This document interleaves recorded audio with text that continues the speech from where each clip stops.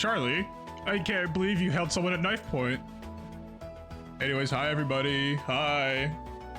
Hi, sorry, I'm like scrambling around like crazy right now. I'm not playing, but would you believe me if I said I'm nervous? I have realistically, I have no reason to be nervous. As sick as a knife, I can't believe this. I can't believe this. I can't believe this, Charlie.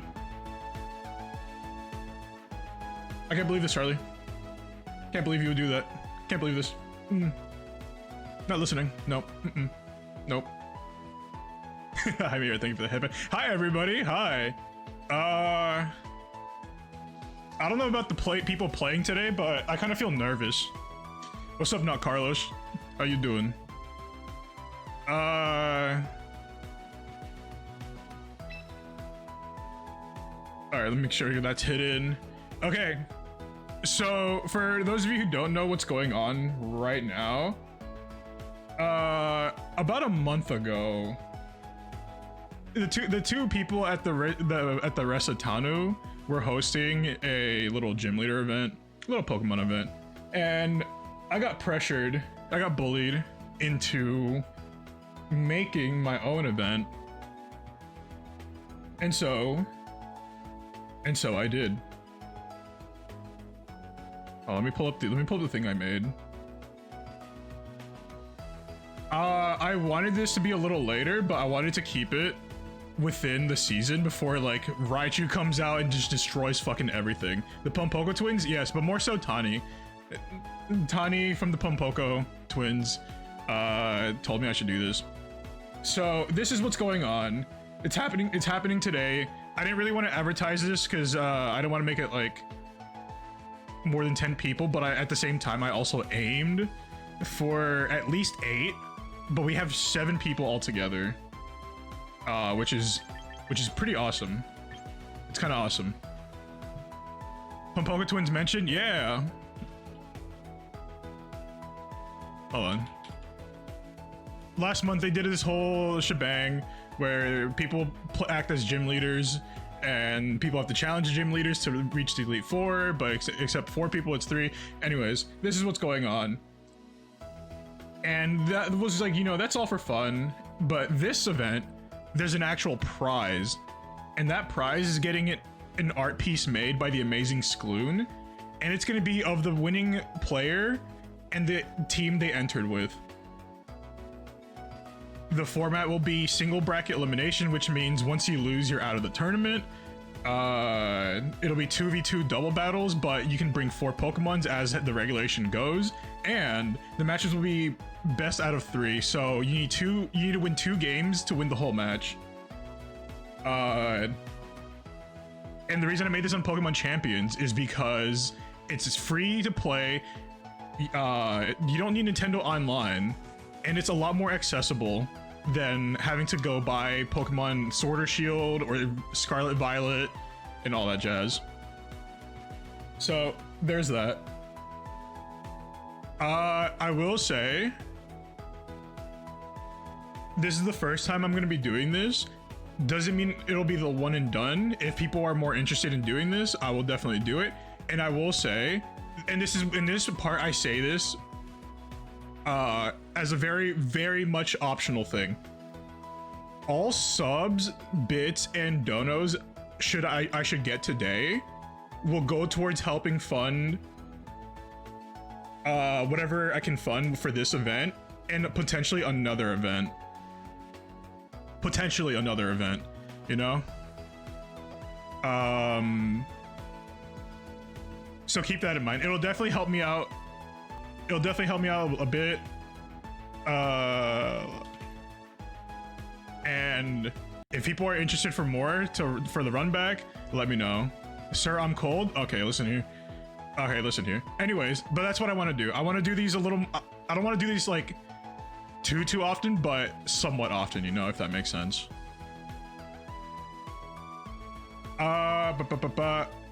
If you guys are in my Discord server and you guys go to the Pokemon announcement or to the Pokemon stuff in an upcoming event, the challenge link, this link right here will be for bracket. I should make a command for that actually. Let me make a command for that real quick.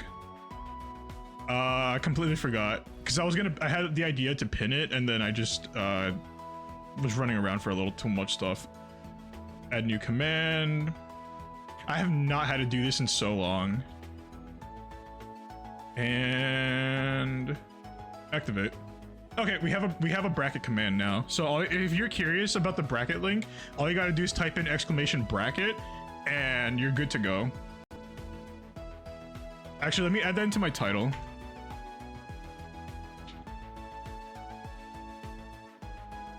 And this, once I start this event, it will proceed. It'll keep updating as you know, as the tournament goes.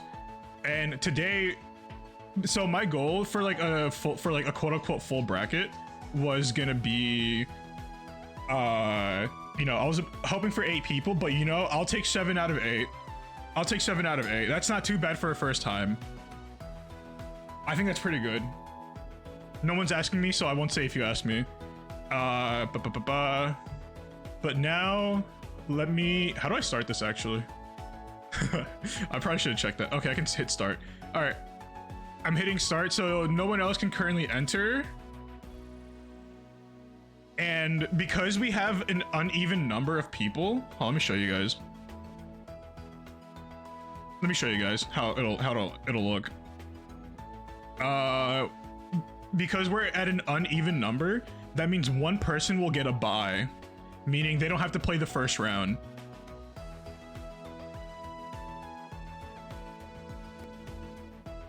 And as we see right here, it looks like Carnitas is the one that doesn't have to get the first, what's it called? Carnitas does not have to play the first round, so he's just gonna be waiting. So currently, we're gonna have Not Carlos and Vapid Cobra playing first.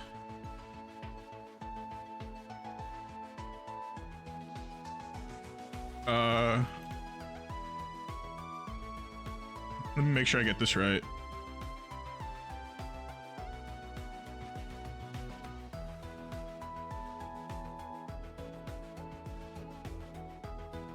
And this is what's gonna look like for you guys. I have this whole shebang set up where I make it look a little nice. I make it okay. I say a little, but you know,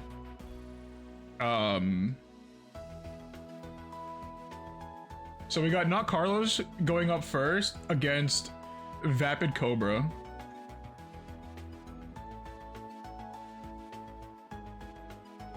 So that'll be some fun. Realistically, this is just so people can fight for my own entertainment. That's what's really happening today. Hi, I'm here. Yeah, so just, yeah, on court 1, I just need you guys to prepare and such and such. I will be updating the scores. Where do we go for VC? Okay, so for the people playing, you guys aren't required to play to be in VC. You don't have to be in VC. That's just completely up to you guys. I'm just gonna be in my own little box, commentating as best I can. Hopefully I don't blow up my voice on the first match, and that's how I'll be doing it. I'll just be in my own little box playing. But if you guys feel like being in a VC for whatever reason, feel free. And I'll be running things from the side here and there.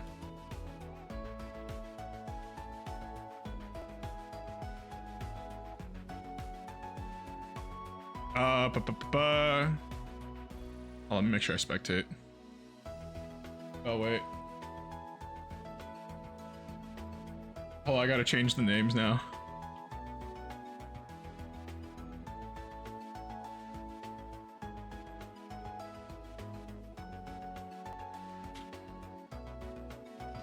Wait, why is the Master Ball icon got crazy aura? It just do. It be like that.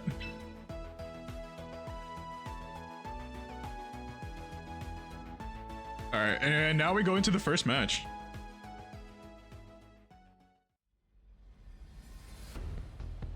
So starting off, we got a potential Mega Altaria, Mega Venusaur on Vapid's side, and on Not Carlos's side, we have just the potential Mega Dragonite. And I can already tell that they both have Tailwind, so they might pair up, with Tailwind Sneasler or even Tailwind Incineroar on not Carlos's side, I can definitely see the Sneasler. I can definitely see a potential Sneasler and Aerodactyl starting with Vapid's side, but I wonder what ability. I wonder if for Venusaur it'll just be, it has to be a pure Mega Venusaur because Chlorophyll will not do a whole lot for this Venusaur currently, and especially when considering that not Carlos has Pelipper to set up the rain for the Basculegion, it might just be better to have as Mega in this case.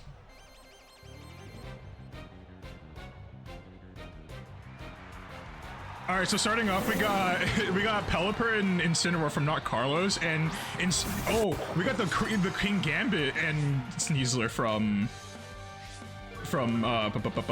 Vapid.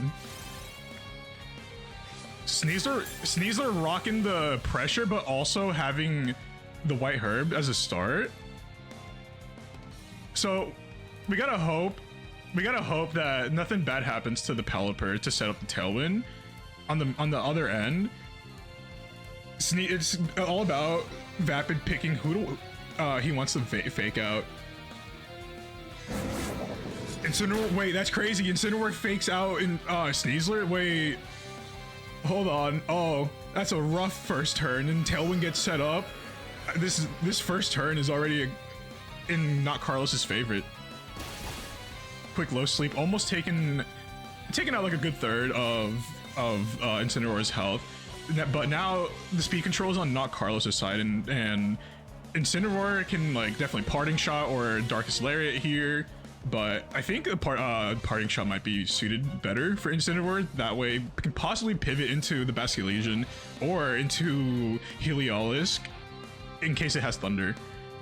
Now Vapid has to figure out what to do if he's gonna commit. Oh wait, not Carlos goes for the Flare Blitz in the rain. That's a little crazy, taking out half HP on King Gambit.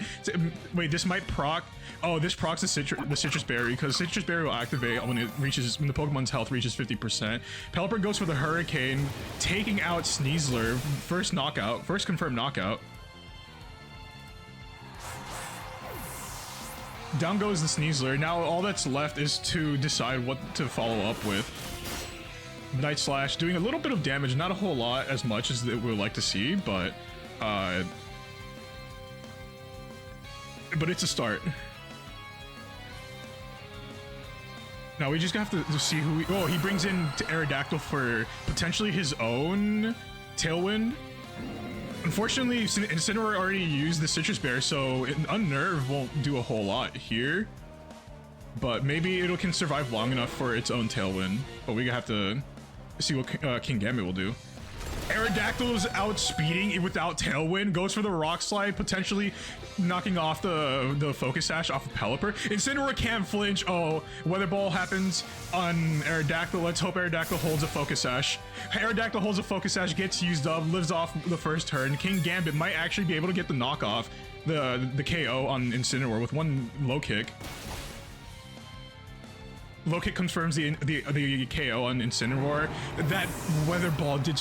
Oh my goodness. Honestly, I love seeing Weather Ball in Pokemon. It's great. Weather is so important, and Weather Ball makes it so nice to have. Not Carlos brings out his own Sneasler, so we can expect a fake out turn to potentially take out the Aerodactyl, chip it away, you know, or they can go for the King Gambit flinch and then finish off Aerodactyl with any move of not Carlos's choice. Confirms the KO on Aerodactyl, and now we gotta see if Pelipper can connect and KO the rest of King Gambit's health. It just does enough. For those of you who don't know, Weather Ball is a 50 power based move, but in the rain, any kind of weather, the power doubles. And because Pelipper is a water type and Weather Ball becomes a water move, it gets stabbed. So it's just a really strong attack to have. It's really good to not want to pass up on. Pelipper is literally just balling in the rain. It's crazy. Now all that's left is Arcanine. Arcanine might be Choice Scarfed and could potentially outspeed Pelipper, but Sneasler is another story. Arcanine goes for the protect. What does Sneasler go? Sneasler goes for the close combat, trying to get the knockout and potentially a weather ball. Yeah, so any move can really kill. But oh, that's a good protect to stall out the rain. But do we have enough Tailwind left? No, Tailwind pewtered out. So all it's literally left is to set up the rain again and hit Arcanine with a close combat.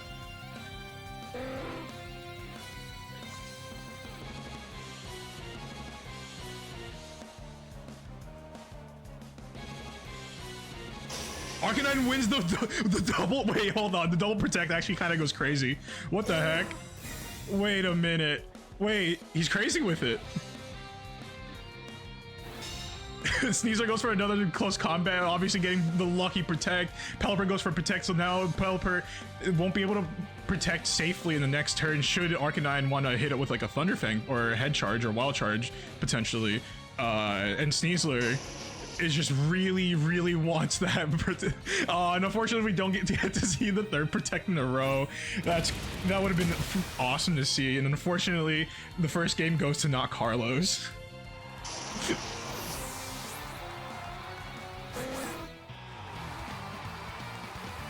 Carlos takes game one, and that's insane. That's, oh my goodness, that's a little insane.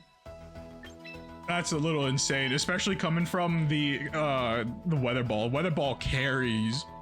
It is tough.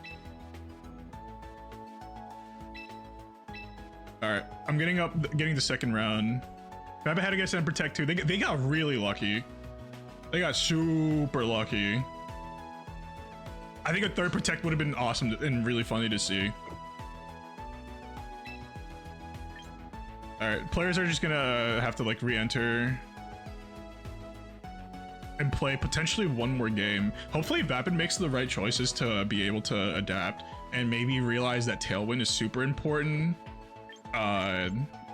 Super important to have turn one kind of thing.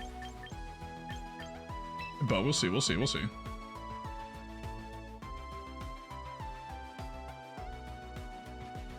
Yeah, right now we're just waiting for Vapid.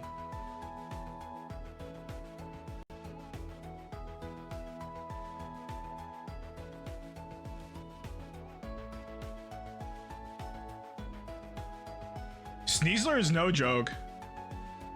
I was like telling people, I was offering people Sneasel, Hisui and Sneasel eggs to have in case they needed it, or in case they couldn't get it into the recruitment ranch in time. But it is, Sneasler is just, you kind of, it's hard to have a team without Sneasler. It applies good fake out pressure. It's super fast. Pair it with Unburden. You have a speed demon. It's terrifying. Me personally, I think Basculegion is stronger. That is true. Basculegion, like more specifically, Basculegion male is a little stronger in terms of like physical damage, and you can kind of go either way. There's like two, almost maybe three ways to go about having a Basculegion, because you can like. The items will definitely depend on the abilities. If you want to go adaptability and choice scarf, or if you want to have mystic water and go a little more speed with swift swim, it's just you can just, it's a pretty flexible thing because you can have either or in terms of speed and damage. Here we have game two with Vapid and not Carlos. Let's see if they open up with anything different. Heliolisk and Incineroar from not Carlos, and we have Altaria and Sneaker, aka Sneasler. So there's the first Intimidate. White Herb gets activated, so it doesn't have any real status drop. Now we have to see who wins the fake out this time, and who the fake out will go to. Me personally, I think I would maybe aim the fake out on Heliolisk, only because it can really threaten the Altaria, currently being a dragon flying at the moment. Along with Incineroar, I think Incineroar definitely outsped last game, so there's a chance it might get the first fake out on this first turn.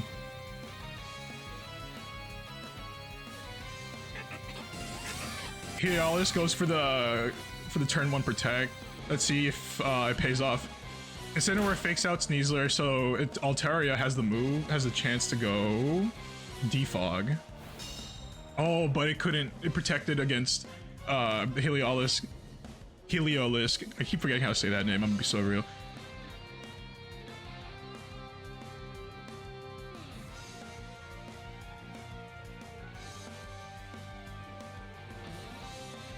Looking at Vapid's team, this Altaria might be good to survive with decent bulk and with its own ability. Not ability, but its own move roost. Direct Claw on the Incineroar, will it get the status condition? It does not. That's unfortunate. Altaria is trying to stay alive with a little bit of roost here. If he heals to full health, perfect. Flare Blitz goes into Sneasler. Sneasler going down. He's not like the strongest, not the most bulkiest Pokemon to stay alive, so it's definitely on the frail side. Incineroar losing more than 50 health due to recoil, but bringing back it up a little health, little snack. Everyone's got a little snack here. Now we gotta wait to see if Aerodactyl does come back out to the field. Unfortunately, a Nerve still will not do anything to Incineroar, because Incineroar already ate the berry pretty early on. But we do know that Aerodactyl does outspeed a lot of the competition. So setting up Tailwind, being the first to set up Tailwind will not matter. But never say never. Can't promise anything. Anything can happen. And for the sake of Vapid, we gotta hope that that Tailwind gets used up here first in this upcoming turn, so Altaria can maybe go for a play. Incineroar comes back in. Dragonite comes out. Ooh, let's see if we get a Mega Evolution. Goes for the dual Wing Beat. Does a good chunk of damage. Does another good chunk of damage, dropping it down to 50 HP. Wall charge, ooh, not using the focus sash, but still hanging on to 9 health, bringing Heliolisk's health to very, very low. Defog gets activated. Basing this on Dragonite gets a little drop, so now it's going to be a lot easier to hit Dragonite. The only problem with Dragonite is that it has the multi-scale ability, and for what that does is, as long as Dragonite is at full health, it'll take reduced damage. The very first hit it takes is reduced. After that, it'll treat damage as normal.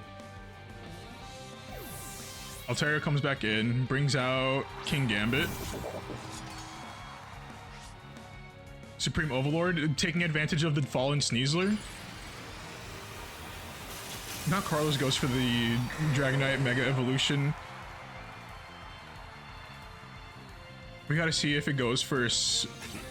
So he got Protect from Heliolisk, and then we can see if not Carlos goes for a Scale Shot. But it has to survive this first flinch. That's a chunk of damage, but not as much as it would be without multi-scale. But now that multi-scale is broken, the next Rock Slide, assuming... Oh, goes for the King Gambit. Only hits twice, unfortunately. It can hit 2 to 5 times, and unfortunately it went it didn't go for more than 2 hits.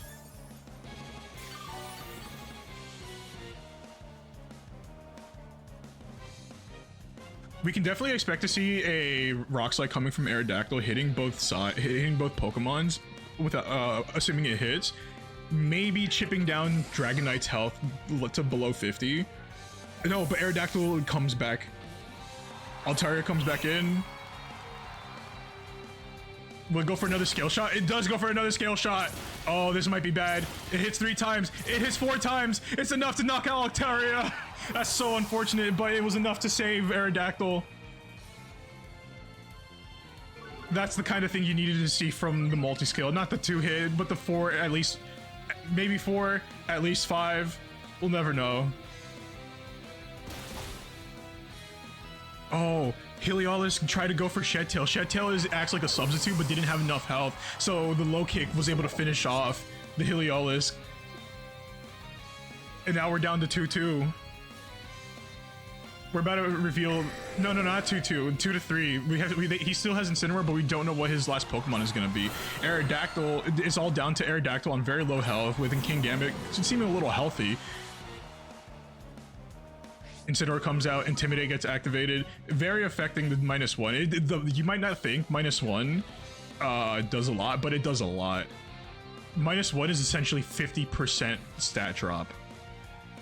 And I don't know about you, but that kind of seems a lot to me. So Incineroar does get the fake out, uses it on not Aerodactyl, but on King Gambit instead. Now Aerodactyl has the chance to Rock Slide. No, but Dragonite is a lot faster from Scale Shot. It's +2 on speed. It'll outspeed Aerodactyl, not being able to get the Rock Slide out first. Another defense drop, but the speed. Oh, that Dragonite is getting really scary, and it flinched from the fake out. So all that's left is to finish off King Gambit with a potential Flare Blitz or another. What would oh, sets up the light screen. Doesn't know what else to do. Sets up the light screen. Goes for a Flare Blitz, and there goes King Gambit, knocking out Vapid Cobra from the tournament. A pretty clean 2-0 from Not Carlos.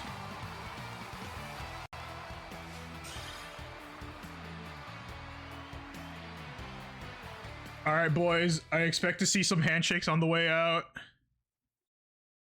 I expect to see some good old-fashioned handshakes on the way out. Vapid, you played really well. Unfortunately, Not Carlos just had the better speed control due to Tailwind and fake out pressure.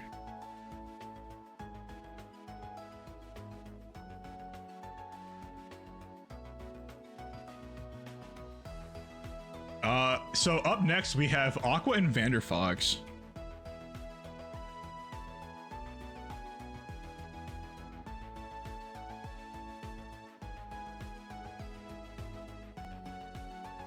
GG's. Your hands were shaking with Carlos? It's tough. It's tough to get the nerves settled in. I'm stopping Brun in the back of his head. What the heck? What the heck? I didn't got to get a haircut. You should not go, I like your cut, G. Anyways, that was a good first match. Good first match. Way to get the tournament started.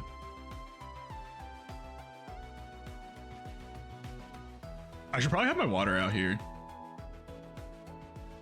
As a reminder, this is single bracket elimination, so once you lose, you are out, meaning Vapid got eliminated by Not Carlos.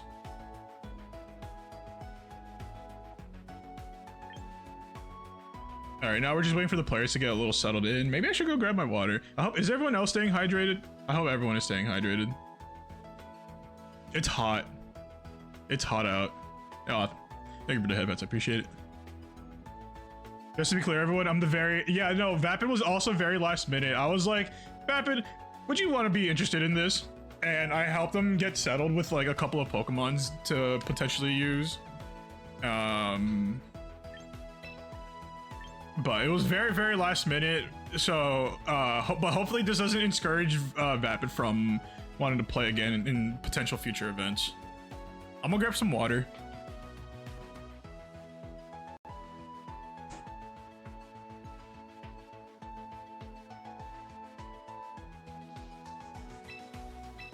But yeah, this is something I would like to do in the future. So if you guys are interested, please like let me know.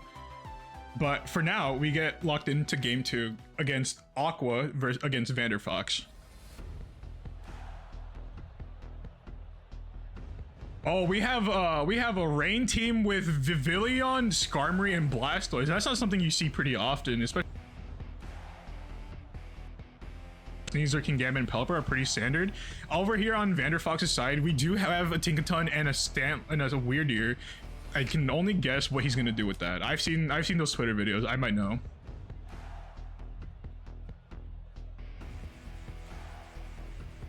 And Vander also bringing along one of my more recent favorite Pokemons, Araquanid.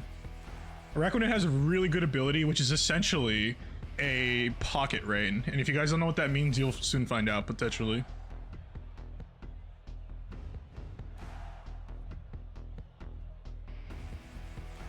Let me also change the names real quick before I forget.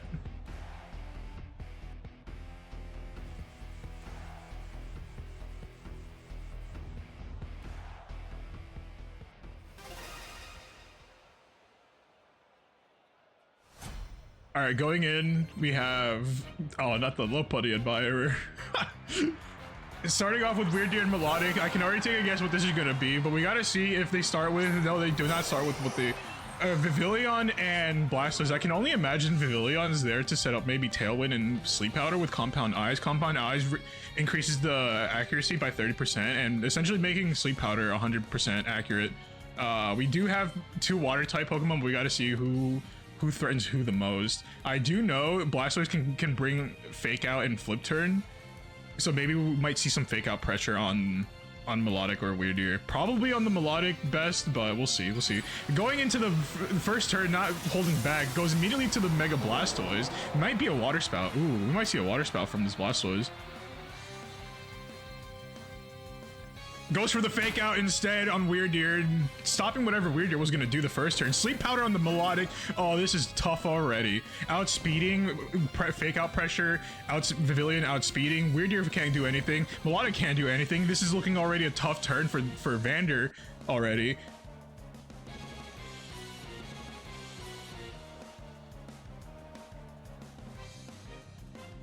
I'm just trying to... oh, but the Quick Claw. Does it wake? Does it wake up? Weird Deer did wake up. Wait, that's actually kind of crazy. The instant wake up. Oh, it goes for the skill swap. No longer has Compound Eyes. Can't be threatened by the Sleep Powder anymore. Vivillon intimidates, activating Melodic. Oh, we've seen this. We've seen these games before. Unfortunately, Sleep Powder still lands and putting Weird Deer back to sleep. Now all that's left is for Melodic to hopefully wake up real soon before something really bad happens. Blastoise setting up the Shell Smash so it can do some more damage and being able to outspeed, but unfortunately Icy Wind does come out, reducing that that speed buff that Blastoise just got, and also taking out Vivillon turn 1. That's crazy. Vivillon got to see some play. That's an insane first turn. Pelipper comes out. That means we're gonna see some rain, guys. I hope you guys brought your coats and umbrella. Now, the problem with having the rain is everyone except for Weird Deer is gonna do some big damage, getting boosted for that water damage.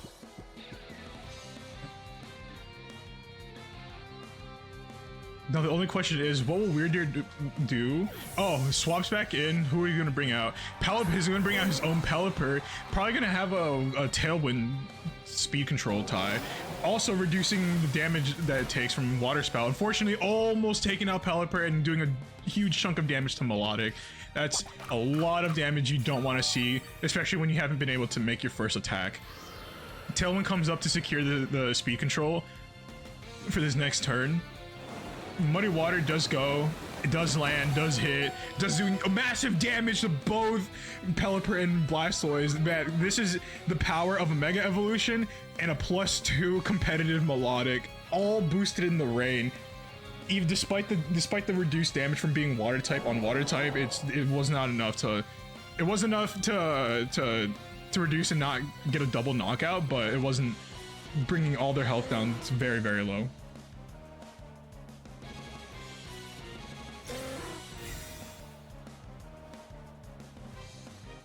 Vander's Pelipper goes for Protect. Oh, they're going for a double Protect here. This does leave them in a scary position for the following turn, since they can't Protect. They don't have Hurricane. On Aqua's side, there is Tailwind set up for another two turns, and Vander is just trying to scramble around, seeing what he can do while not having Tailwind up. He lacks speed control, but now because Blastoise's the health are pretty low, the Water Spout is just not going to do a whole lot of damage, but instead goes for the Dark Pulse and going for that extra damage. Hurricane doing almost bringing down Melodic's health, but not enough. Pelipper finally sets up the Tailwind, so now all they have to do is just stall out. Oh, and Melodic goes for a Recover. Almost back at full health. So now they gotta stall out one more Tailwind so they can secure going first in the following turn. Which you can probably just expect the double Protect coming in from Vander's side, as we saw earlier. But no, we don't get to see it. Dark Pulse comes out, knocking out Melodic. If you guys don't know, any pulse moves that Mega Blastoise does with its ability Mega Launcher does get an added damage boost, which was why Melodic was able to get its health completely swept. And now we're starting to see this whole turn full of knockouts. Hurricane picks up the damage, the KO on Blastoise, and Aqua's Pelipper returns the favor on Vander's Pelipper, meaning it cannot set up Tailwind anymore in this following turn. Now all we're left for Vander is his final Pokemon and a Sleeping Deer, which is a little tough. Weirdier comes out, still a little Hunkshnoo from you. And we got Fairy Dog. Oh, we got Sylveon in here. Okay, this Sylveon is a little scary. I've been seeing a lot of Sylveon plays, and it's super scary to see. As of right now, there is no Tailwind, so there's a good chance that Vander could go for a double knockout. But Pelipper does still have the rain to the advantage, so Hurricane will still do 100% accuracy, and Weather Ball will hit for a crazy amount of damage. But it all depends if Weirder can wake up in this following turn, especially when the Quick Claw gets activated. This is a very tight spot.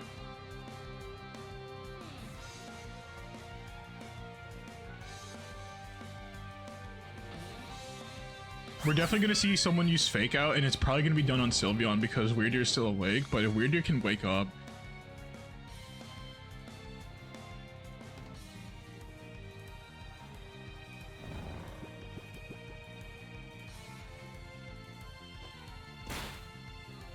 Aqua picks Fake Out on the Sylveon. Sylveon can't move. Tailwind gets reactivated, so now it won't even matter. No matter what, Sneasler with Unburden and the White Herb being used and consumed, it's already the speed freak. So this Sneasler is definitely going to be threaten. But we got to see who it decides to take out first. Either Dire Claw on Fairy Dog or a close combat on Weirdeer. Quick Claw gets activated. Will Weirdeer wake up? Weirdeer, oh, that's so what we hate to see that. Quick Claw gets activated into nothing, and Dire Claw goes straight into Sylveon, knocking out Sylveon, and with a critical hit, that's tough to see. Pelipper, Hurricane, does it land? No, unfortunately it doesn't land. Tailwind peered it out, so that means there's no speed coming from Weirdeer. So everything that happens here, Weirder is definitely should be waking up at this turn. Maybe we'll see it knock out Sneasler should it get the chance. Close combat, no Quick Claw activated. Close combat does a lot of damage, but not enough to knock it out. But maybe Pelipper Hurricane will land this time. No, unfortunately not. So Weirdeer is definitely going to wake up now and potentially hit a Psychic on Sneasler, taking out Sneasler. Now it's just all left to Pelipper and Weirdeer, and there's nothing that Weirdeer can do to outspeed Pelipper. Tailwind is still up. He's really just banking on that Hurricane to land. If it lands, there goes the rest of Weirdeer. So all that's left is to hit. These moves have to connect. This is so fucking close for a game one. He goes for the Hurricane. He's crazy, and he lands the Hurricane. Is it enough to take out Weirdeer? It is enough. It was, oh my goodness, that was a close game one coming from Aqua and Vander. Oh my lord, that was close. That was oh my god, that was holy shit. I can't even keep up with any word. I can't speak right now. You guys might have to give me a moment. That was, I don't know. What do people do when it comes to close games like that? Like, huh? What? Oh my goodness. Oh my goodness. I'm not playing and my hands are shaking just from watching that. Excuse me? What's happening?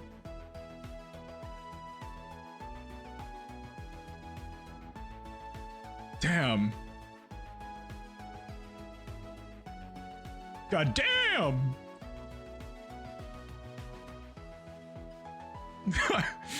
Oh, that muddy water. Oh. I hope we can expect to see, I low-key want to see two Pelipers just spawn right away because they need that Tailwind control so badly.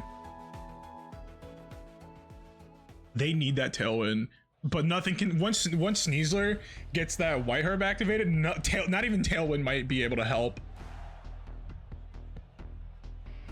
Now the only problem is now that Aqua knows Vander has Weird Ear and has Intimidate, he might want to go for King Gambit with a potential Defiant, but kind of tough to have.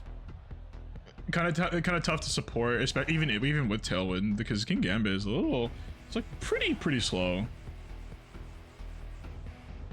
So now with Intimidate on the play, we might see a potential King Gambit with Defiant.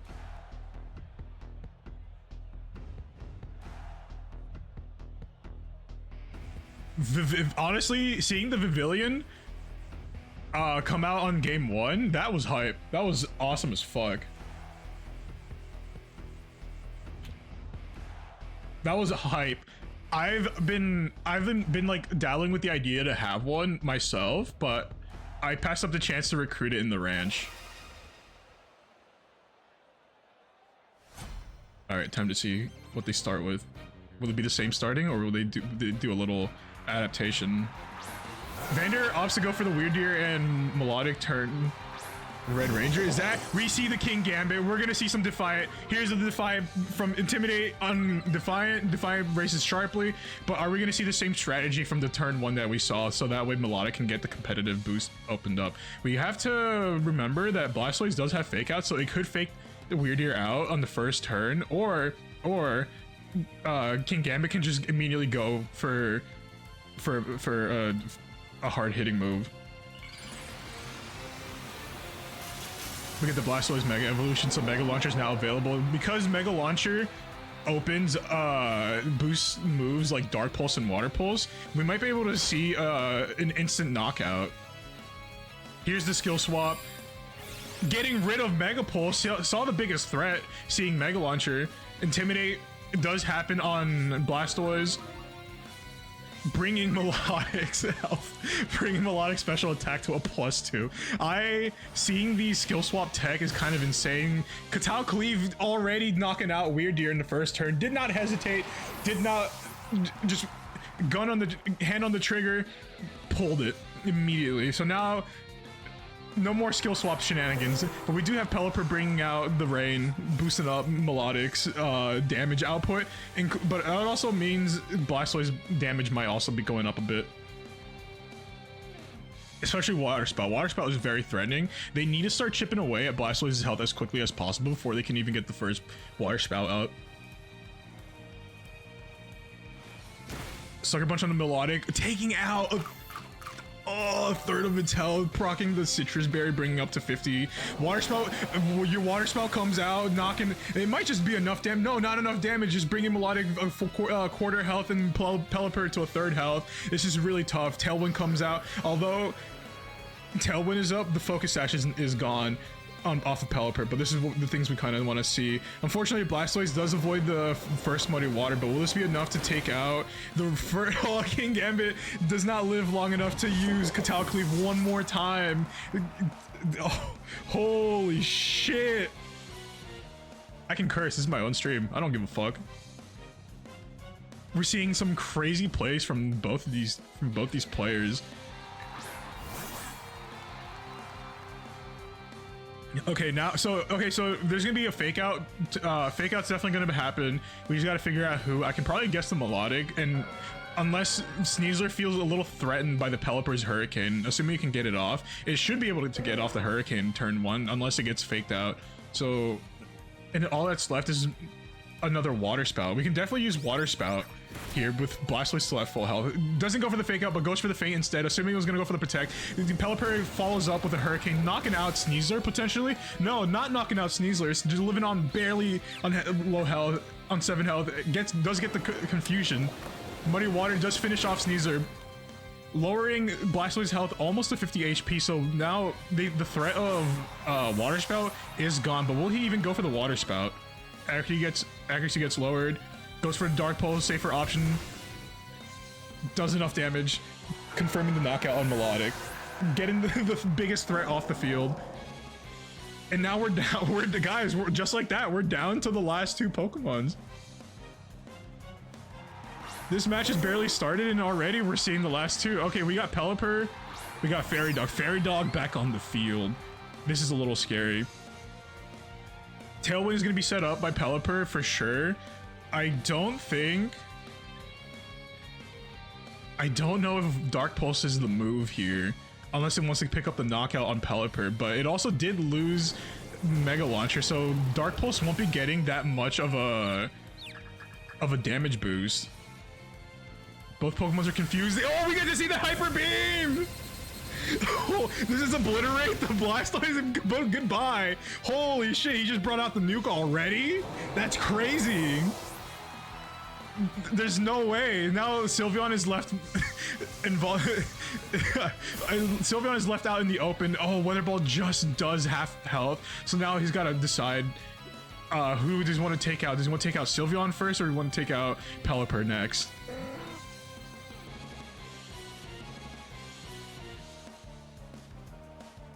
This is actually crazy. This is pretty much even. Sylveon has to recharge, so all that's left is Pelipper against Pelipper at the current moment, but Pelipper does have the choice to want to take out Sylveon in this turn. But we got to remember about Sylveon's special defense bulk. It could live.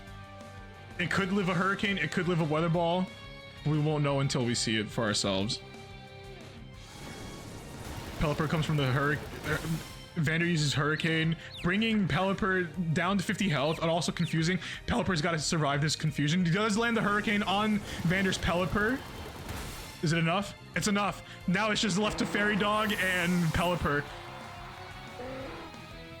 Vander's Tailwind does go out, so now Pelipper does have the speed control and potentially being able to knock out. It has to make the best use of this final rain turn. Will it go through? It does, Glenn.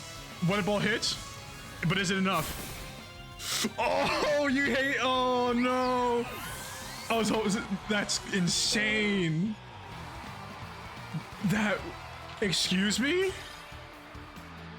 What a game. That's. I'm lost. I'm a loss for words. Those games were insanely close. Super close. Pelipper was just unfortunately that much faster, even with the Tailwind. And was strong enough to get the knockout on Sylveon despite the Sylveon bulk.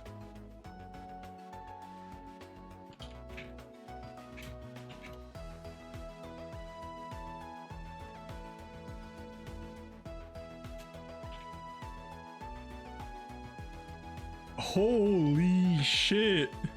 That's a set and a half. That's a set to remember. It was funny to see the back-to-back confusion, but luckily not a lot of Pokemon got affected by the confusion. So that's something to think about. Melodic is a demon. Aqua did adapt to the idea, to the funny strat of Weirdeer using skill swap on its own Intimidate, so Melodic can get the competitive +2. So it brought out the Defiant so it can at least do some heavy damage before it goes out.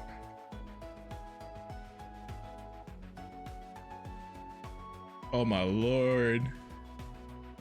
Vander, thanks for playing. I appreciate so much for you coming out. Aqua, that was awesome and hype. You guys, that was some match. Oh my god. I'm at a loss for words. I'm gonna be honest, I'm at a loss for words. That was a good match. I don't think anyone would be upset about how close and how good that was. All right, now we have Marble and Jevin coming up, and it looks like we do get to see some weather battle. We get to see some weather battle that isn't the rain.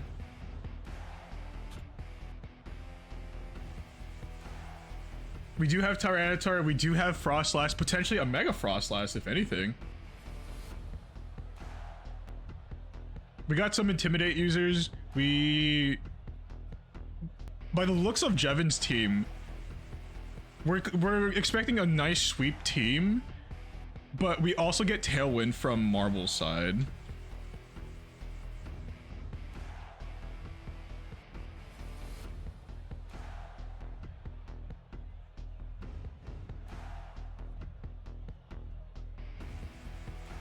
I hope we get to see some funny Mega Tyranitar action. I hope so.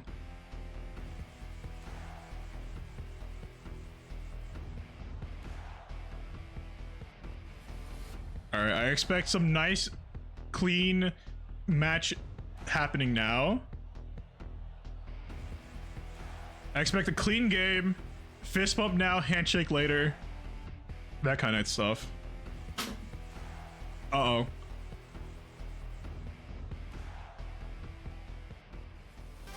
Okay, we almost had a technical difficulty, but we're in. We're in.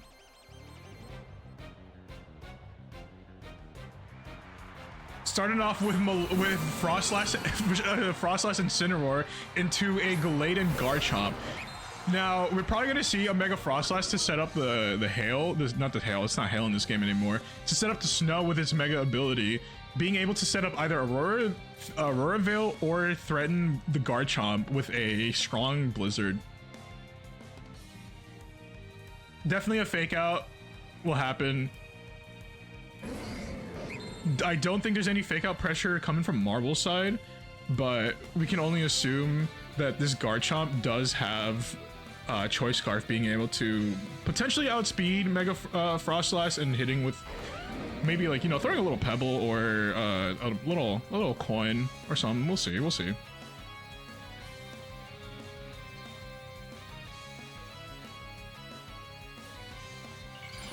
So we do get to see the Mega Frostlass right away from Jevon. That means the Snowscape will activate. But will he go for a safe Aurora Veil or for a Blizzard?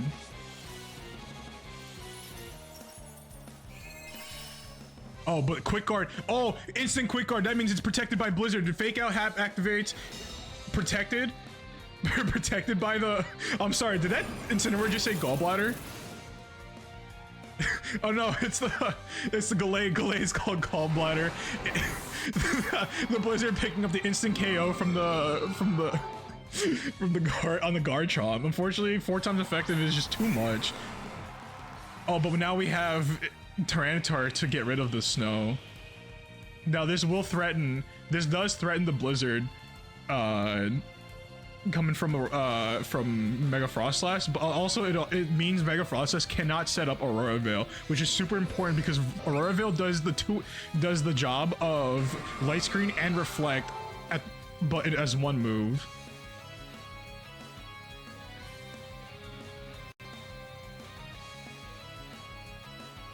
Now there's no more fake out pressure coming from Incineroar due to the Quick Guard from Gallade. But does that mean we're gonna see a Tyranitar Mega Evolution right away, or will she hold on to it in case Jevon decides to swap Mega Frostlass out and swap back in? Oh, we get to see the Stunfisk. This Stunfisk, oh my lord. Oh, heavy damage. Blizzard still lands despite not being 100% accurate, almost taking out the Stunfisk. Stone Edge coming in, does not get the knockout on Mega Frostlass. So that means we get to keep the Sandstorm for a little while longer. Darkest Lariat won't do a whole lot of damage from Tyranitar due to being a dark type. It does a little resist.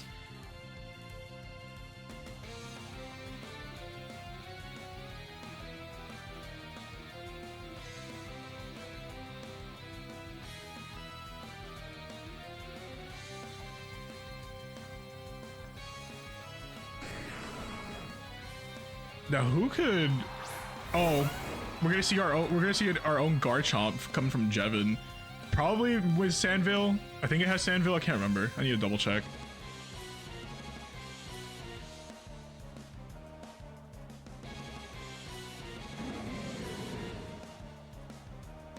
You didn't even choose your move? Oh, that's fucked up. Are you still having Wait, are you having actual technical issues? Uh-oh.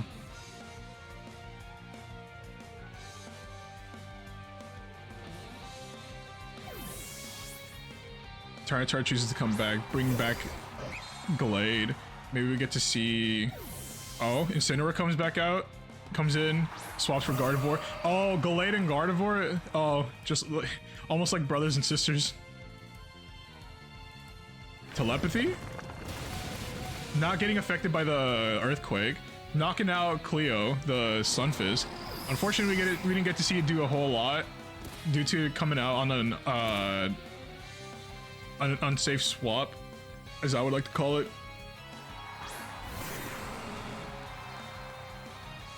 Tyranitar does come back. Now it's down to the last two Pokemons for Marvel. While Jevin still has a hidden Pokemon, we don't know what his last Pokemon can be, but if I had to guess, it would probably be Lucario. Actually, no, not Lucario. It would probably be Melodic. Oh no, I'm dumb. He has Incineroar. No, ignore me.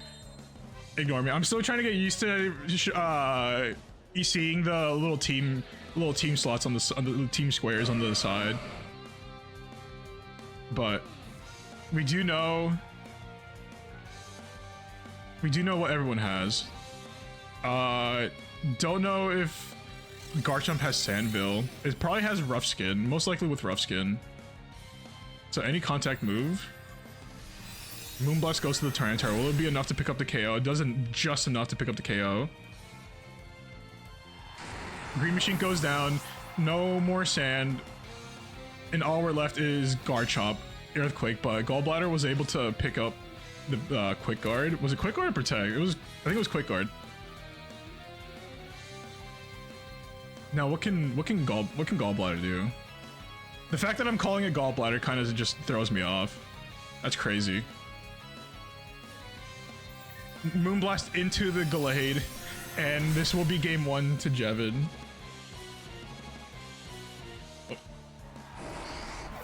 That Mega Frostlass was just very threatening, especially with the hail. Not the hail. I keep forgetting it's not hail. It's snow. They changed it. I just can't believe they changed it. They nerfed it, but it's okay because they do pick up on extra defense on ice types. So we gotta wait a little moment so Jevin can readjust his setup. He's having a little bit of technical issues, but we'll see. I don't think it should take that long. I think he's just gonna change where he's located in terms of playing. Let me check your connection real quick. All right. So I guess now is a good time to Marble, if you're listening, make some adjustments, prepare for a potential another Mega Frostlass, and if anyone needs to do a little stretch break, little bathroom break and such, feel free to do so. We do have another extra minute or so. Should be fine. All right.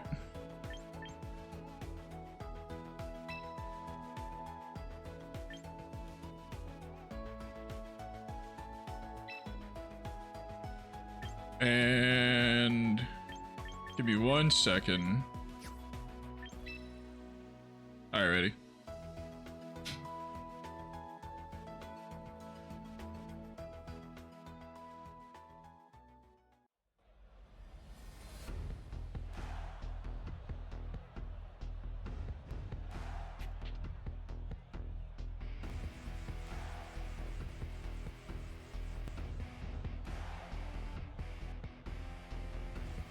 Sorry, I'm doing this all manually. Only a 52% chance of hitting. Oh, with the blizzard and the +1 of 8, yeah. Yeah, that makes sense. Hopefully we get to see a little slight adjustment. We don't know if Jevin's gonna open up the same way, but maybe Marvel wants to take advantage of using the Whimsicott for the Tailwind, considering that a lot of the Pokemon that Jevin has on his side are pretty fast and does have fake out pressure.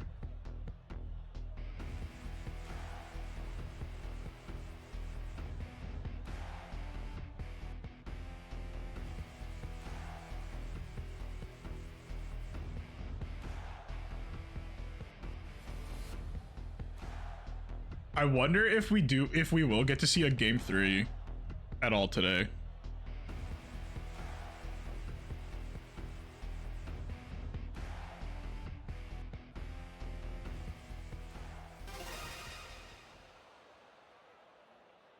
All right, as we're getting into the match, Jevin only needs one more to advance into the next round. Okay, so we do get to see Whimsicott. Perfect. And we get to see the same setup as before from Jevin's side.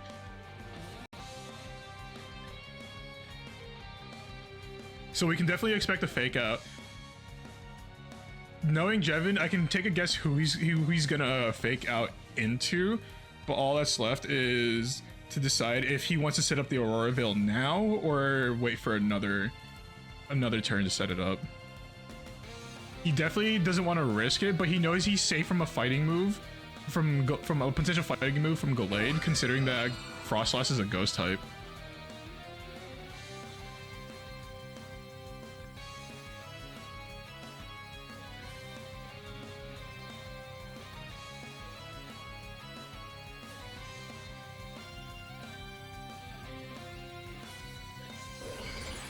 Mega Frostlass turn 1. Will it be another Blizzard, or will we get to see an Aurora Veil set up for those extra defenses? The snow gets set. Protect on Whimsicott, which is good. Potential fake out into the Whimsicott, breaking the Focus Ash, threatening the fake out pressure. No fake out from Incineroar. Interesting. Shadow Ball almost taking out Gallade.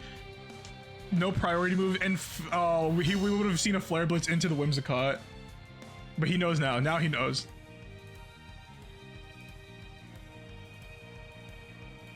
Now Whimsicott being in a pretty safe position to go for an instant Tailwind. We might. We're definitely gonna see Gallade go down to literally any move that can be done. But I don't think we, you know, just for safe measures, we might be able to see a Blizzard picking up a knockout on Gallade and Whimsicott bringing down to 1 health due to Focus Sash. Here's another Wide Guard. So Wide Guard protecting from the Blizzard. Do we get to see a Blizzard from the Mega Frostlass? Tailwind gets set up, bringing extra speed. Aurora Veil, no Blizzard, but we do get to see an Aurora Veil. Now all that's left is to see if Incineroar is going to go for the knockout on the Gallade or go for the Flare Blitz into the Whimsicott, and we get to see it go into the Whimsicott. Whimsicott holding on to 1 health due to the Focus Sash. Whimsicott now gets to threaten Mega Frostlass with a potential Encore. Because if you don't bring Encore, I don't know what else you would have on a Whimsicott. But now Frostlass is in a position to threaten one or both of the Pokemon, depending if he goes for a Blizzard and Marble goes for another quick. Is it Quick Guard? No, Wide Guard. Wide Guard just protects from spread moves such as Blizzard. Marble saves Gallade, bringing out Garchomp. Interesting choice. Encore on the on the Mega Frostlass, forcing Frostlass to do Encore Aurora Veil one more time, but it's gonna fail because it's already set up. It's already set up for 4 more turns. Darkest Lariat into the Whimsicott, bringing it down, and now we're left with a potential Weather War here.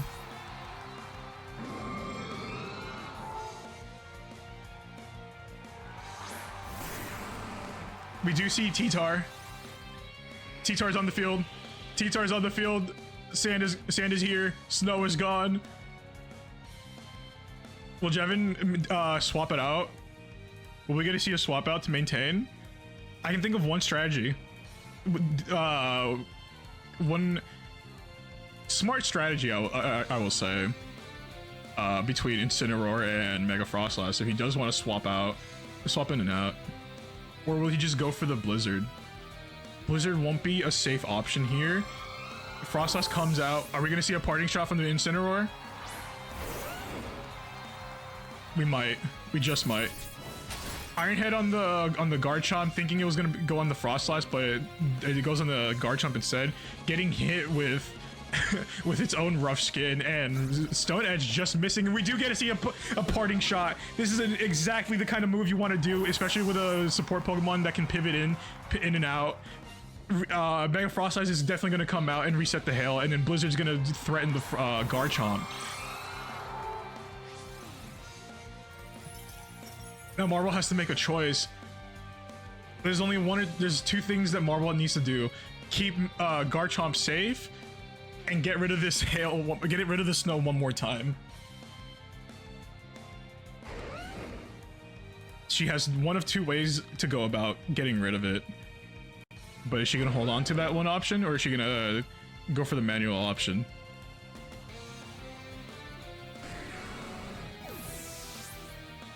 Brings in Garchomp, keeps it safe for one more turn. Glade comes back out. Mega evolves the Tyranitar to set back the snow, or not snow, the sand.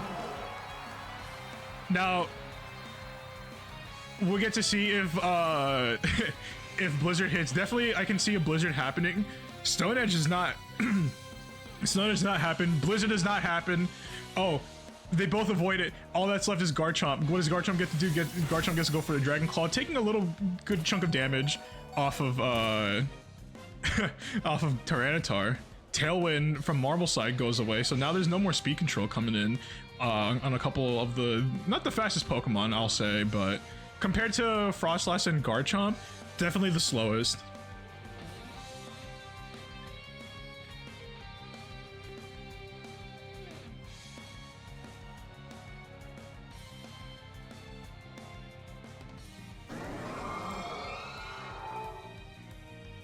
Now, do we get to see, from Jevon's side, do we get to see a potential Gardevoir?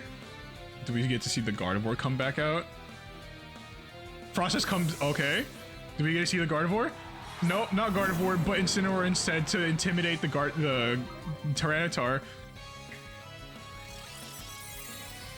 Intimidation happens, -1 on both the Pokemons. Guard does happen, but unfortunately Dragon Claw is what's going to take out Glade, and all that's left is for the Stone Edge landing on the Incineroar, not being enough to knock out the Incineroar. Bye-bye Incineroar. Now that with this in mind, it does threaten the Sandstorm. He does have the option to bring out Froslass now, here and now, and set up a Auroraville, or potentially just go for a Blizzard.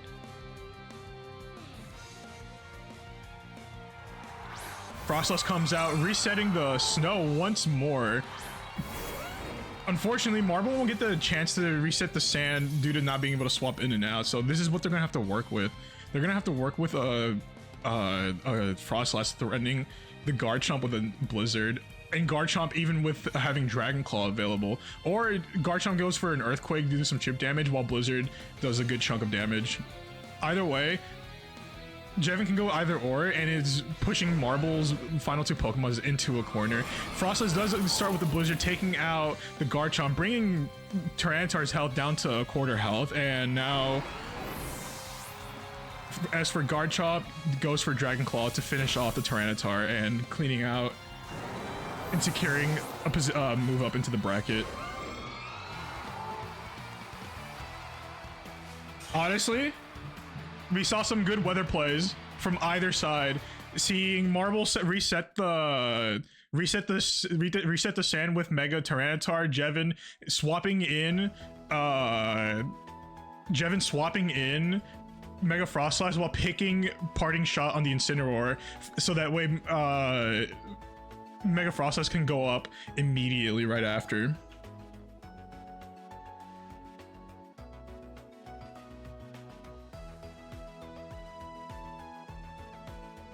That was some good weather plays. Like, pretty much what you would have to expect with someone with a Pokemon like Tyranitar with Sandstorm, with the Sandstorm ability, and being able to reset the sun with the same ability, but only getting activated once the Sandstorm was down. Honestly, some really good play from both sides. Well, that was a well-fought match. Well fought indeed. So now we have Carnitas and not Carlos. Carnitas didn't get to play so far due to having a bye, because again, we had an odd number amount of people joining or participating in this tournament, so one person got to skip into round 1 immediately.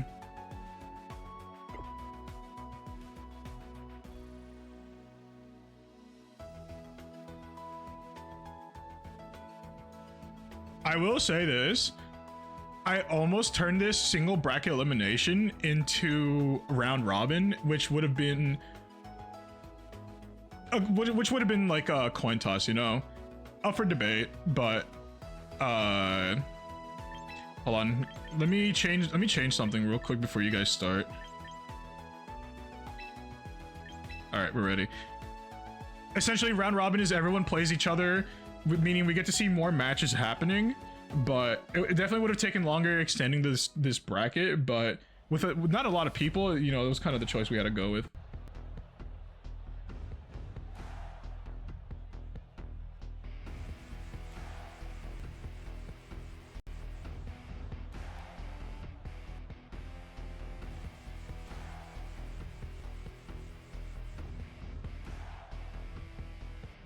Round robin would have been fun. Still gives everyone a chance to face off. Yeah, exactly.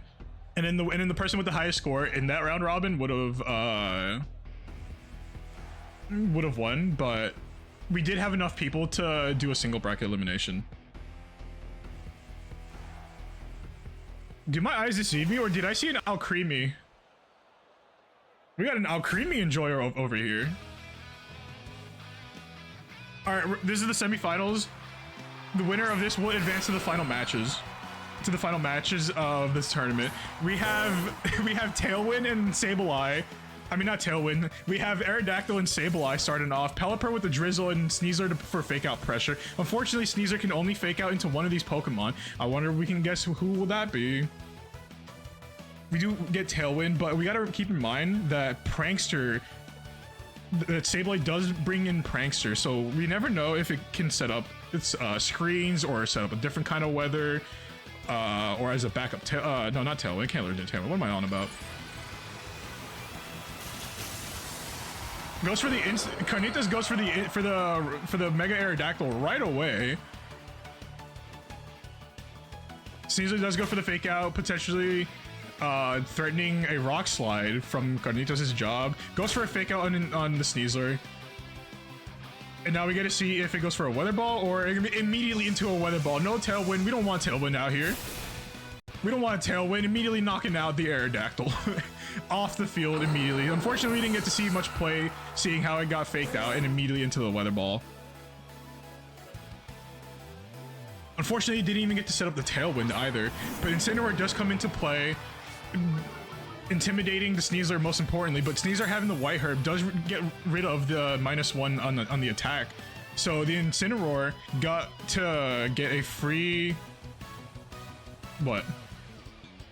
No, I think this is a pressure Sneasler, so Unburden doesn't get to be used at all. So that means even that means this Sneasler won't be the speed demon that we're all used to seeing. Sneasler goes for the protect. That means it's protecting from the potential fake out.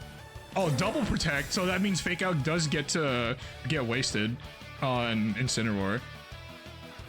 And it protects from disable. So it means he was trying to get away with getting rid of Weather Ball off of Pelipper. Carnitas tried a parting shot to get rid of try to get out of the rain. You know, keep getting Incineroar out of the rain. Definitely wants to get rid of the Weather Ball so it's less threatening. But now that with the double protect, not Carlos does have a little bit of information on what he wants to do now. We're seeing a double protect back and forth. Hello, excuse me? What's happening? What am I watching? What am I watching, guys? What's happening here? So now Carlos can threaten both Sableye and Incineroar because they use Protect, unless Carnitas is crazy enough to go for another Protect on one or both Pokemon. Unless we're gonna see another double Protect from not Carlos, and just so Incineroar and Sableye gets a little... making the choice to have Basculegion out. That means oh, but if it goes for disable, failed. It went for the Pelipper, but because of the swap out, it wouldn't do anything. Oh wait, hold on. Hold on, we got a communication. Excuse me? Excuse me? What the hell?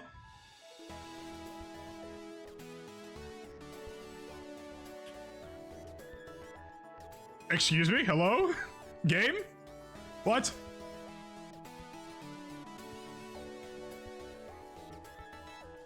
What happened here? Hello? What the? So it looks like they're still playing right now. What the scallop? Why did my shit cut out? Hold on. That's a little awkward. Awkward. Oh, does that mean we're not gonna get to see the rest of game 1?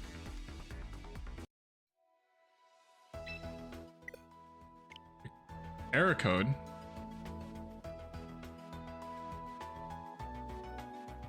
Hold on, do I have to reset? Hold on, I might have to reset my game. What's happening here?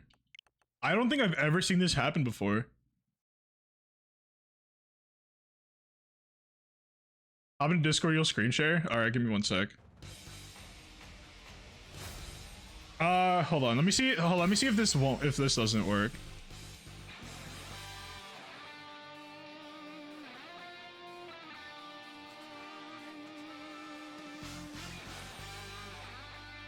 This is kind of fucked up.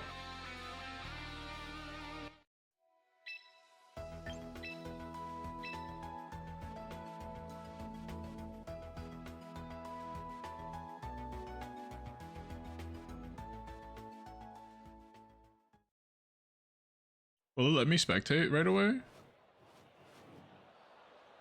Oh, they're still going. They're still going. Or is this replaying? I don't know I actually don't know what's happening. Oh, but disable does land. Liquidation doesn't get to be used. Parting shot on the Incineroar. Will it happen on the... No, it does not happen because Sneasler does go for the protect. So Incineroar is trying to stay...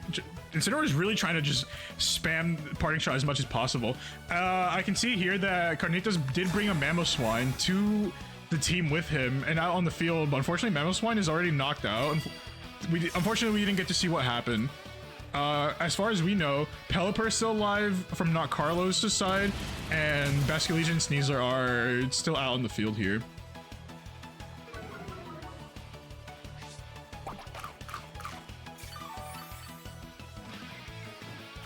Another taunt from the Sneasler. That means no protect. No more protect from the Sneasler. That means it cannot. There's no guaranteeing its safety. He really wants to get that Sneasler out of here as quick as possible.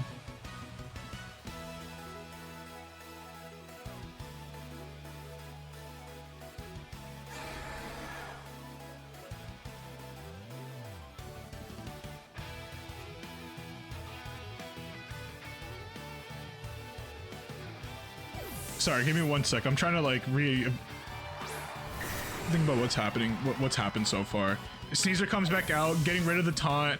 Basculegion goes back in, swapping out for the Pelipper. Pelipper resetting the rain. Very much needed for the Basculegion. Protect from the Incineroar. Kind of gets wasted a little bit because of the swap outs that's happened here. So here we can hope that Pelipper is going to set up Tailwind or go straight for the Weather Ball right away onto the Incineroar. Also expecting a Mega Evolution coming from the Dragonite. Dragonite needs to Mega Evolve now so it can get the most out of its multi-skill ability, because the stat changes that Mega Dragonite get is a lot worth having on multi-skill than base Dragonite. Sableye goes for protect. Incineroar. What will Incineroar do? Dragonite goes for the Hurricane onto the Sableye, but getting protected. Weather Ball going onto the Incineroar, potentially knocking it out of the field. It does knock out. It picks up the knockout. Not Carlos really loves that Weather Ball. Weather Ball is too good to not have. That's crazy. That's crazy. Now it's just Sableye against the entire team of Not Carlos, which is Mega Dragonite, Basculegion, Sneasler, and Pelipper. Pelipper does get hit with Disable, meaning Weather Ball's out for a moment. Hurricane landing on the Sableye and doing enough to pick up the knockout.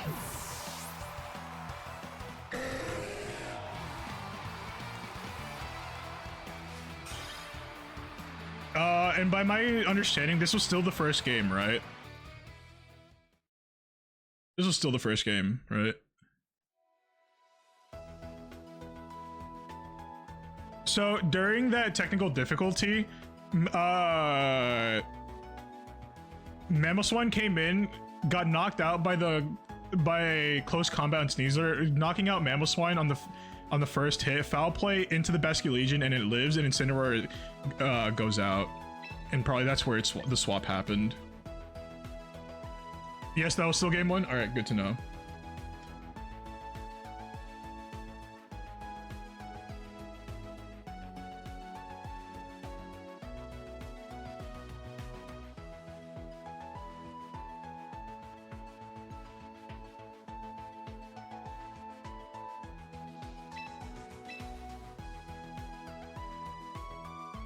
And right away, we're getting into game two. Getting into game two against Not Carlos and Carnitas. It was definitely a good idea for Carnitas to have Aerodactyl out, but definitely needed the support so it can help live just a little bit longer. At least to set up Tailwind. Because Tailwind will definitely help against the Sableye when it wants to attack, against the Mamoswine should it need to, and potentially out Creamy.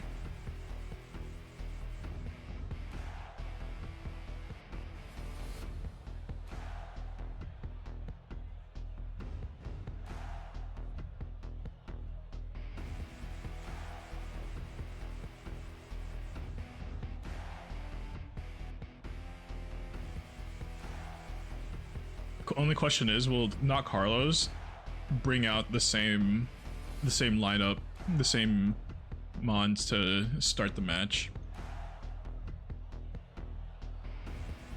Have we gotten Incineroar versus Incineroar yet? I don't think we have. Only one way to find out.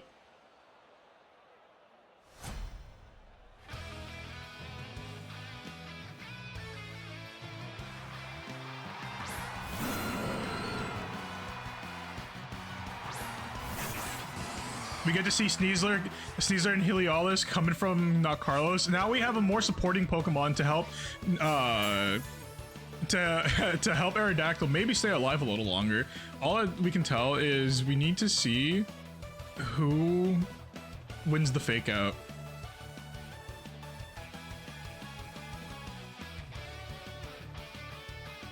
Because Not Carlos definitely wants to make Sneasler use fake out onto Mega Aerodactyl. But also Heliolisk does threaten Aerodactyl's life. So maybe fake out. Perfect. Goes for the protect. Caesar goes fake out. Doesn't work. Gets protected. Gets blocked. Also going for the wild charge onto Aerodactyl. Aerodactyl getting safe from the first turn fake out. Parting shot goes out. Now we get to see who do we get to see come out? Who did Carnitas bring? What will he bring out?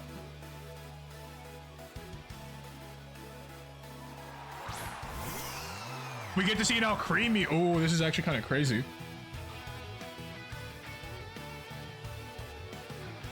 Alcremie does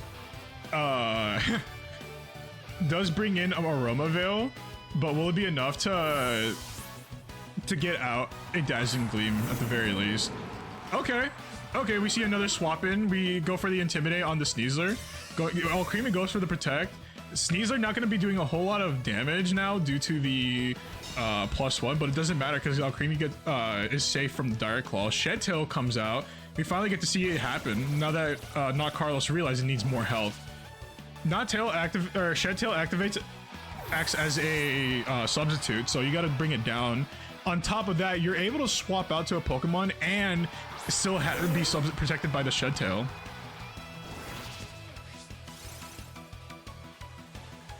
Incineroar is now threatened by the rain and the Weather Ball coming from the Pelipper, so we have to see if we'll get a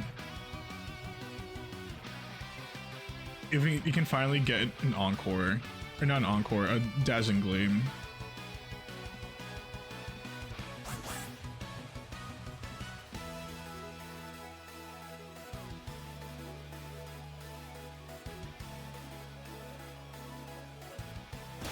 Sneasler goes for the Dire Claw on Alcremie. Alcremie tanking it, living a little over 50 health.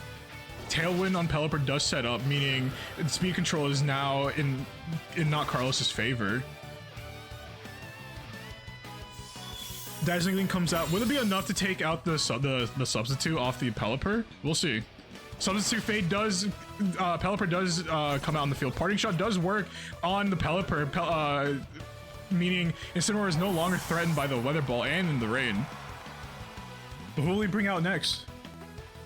He needs his own speed control. He needs to set up Tailwind as soon as possible. Now that, but it brings out Mamoswine instead. It's still rough because both Pelipper and Sneasler threatens the Mamoswine, while, you know, the Alcremie definitely does have Protect, so they probably might not even bother. They might just honestly go for the double down on the Mamoswine. There's multiple threats. Dire Claw goes on the Alcremie, just not enough to take it out, but still hanging on to dear life. The Weather Ball does go out from Pelipper, landing on the Mamoswine, unfortunately knocking it out on the first go. Hate to see it.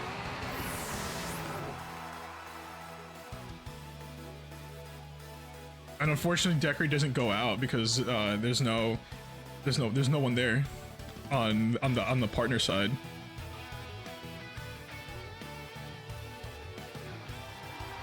Incineroar coming out for one more time, potentially for the last time, getting the Intimidate onto Sneasler. Sneasler is now -2. The damage output won't be pretty high at this point, so he can't. Not Carlos has to not overcommit now that it's on a -2. Pelipper definitely does threaten Incineroar, but does he want to take out the Alcremie first? Yeah. Then again, Alcremie does have Protect on its active. Oh, Sneasler comes back in. Heliolisk comes out. Alcremie goes for the Protect, so it does get to live for one more turn. Does the Weather Ball come out for Incineroar? The Weather Ball does come out for Incineroar. Oh no. Incineroar barely hanging on to health, living on 16 HP. A little kind of crazy. Does get the Citrus Berry to bring up some health to a little more, but I don't think it'll get to live another Weather Ball if it keeps up like this. Goes for another Parting Shot. We did get to see Aerodactyl come out. Maybe we'll finally get to see Carnitas do a Tailwind of his own. We'll see. Only time will tell. Dry Skin to heal the Heliolisk, along with Leftovers, bringing its health up a little bit into a good range, to a nice safe range. Potentially trying to set up another Shed Tail, so that way you can swap into Sneasler or even Basket Legion. Not Carlos does have one more turn of Tailwind left along with the rain, so he's gotta see what he can make the best use out of this. Aerodactyl goes for the Protect immediately. Wall Charge not affecting the Aerodactyl due to Protect, and Weather Ball also doubling down onto the Aerodactyl, just something that Carlos was trying to go for. Decorate does work now that he has a partner Pokemon. Now that, oh my lord, +2 special attack and physical attack onto the Aerodactyl. Oh no. Oh no. This is actually very threatening. This is very tough. Both teams does have to go for the Tailwind here and now, so that way, to maintain speed control. Aerodactyl without a doubt can definitely make best use of it, but instead Pelipper is going to come back in, potentially coming out with Sneasler. No, Basculegion. Basculegion comes back out. Mega Evolve, protecting Pelipper from the Rock Slide that could happen, especially with a +2. It could actually just knock out Pelipper. Or at least could have knocked out, I should say. Alcremie goes for the Protect, while Rock Slide does come out and knocking out Heliolisk, almost knocking out Basculegion. Holy moly. Basculegion goes... No, Basculegion can't attack because it just came out in this turn, so that means Pelipper definitely comes back out to set the rain for that Swift Swim, I think? Yeah, for that Swift Swim. So now, Basculegion is currently the speediest Pokemon on the field. And unfortunately, Carnitas does not have Tailwind activated, so there's no way to tell if... There's no way for Aerodactyl to safely set up that Tailwind without going down.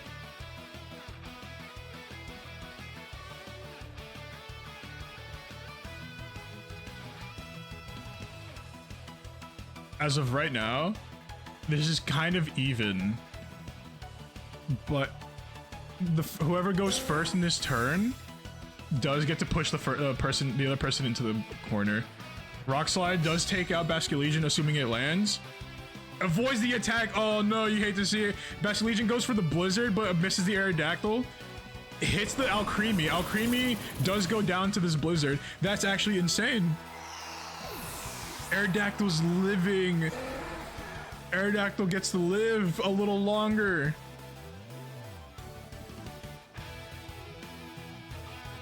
Now here we have the problem of Incineroar and Fake Out. Pelipper did use Protect just now, so it can go for the...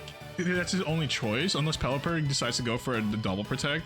A little risky, but it'll only break the Focus Sash at best. But Basculegion here, Basculegion can threaten one or both of his Pokemons. It can either take out the Aerodactyl now, knock out the Incineroar now, and save the other for later. Well, no, who knows?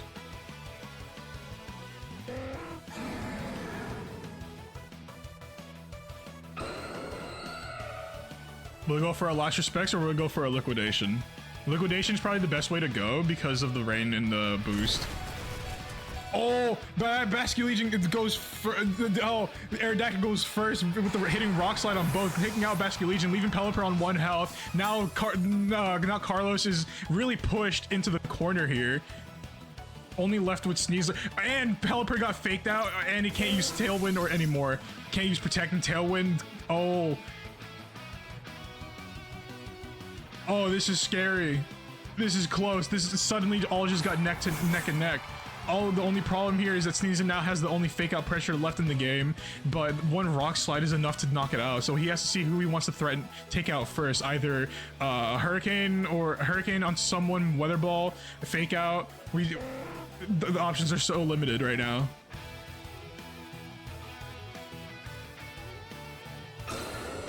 Aerodactyl goes for the Protect.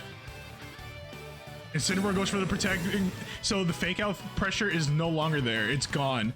Any chance he had, no longer available. Weather Ball, he's going for the classic double down. Unfortunately, that will be his downfall.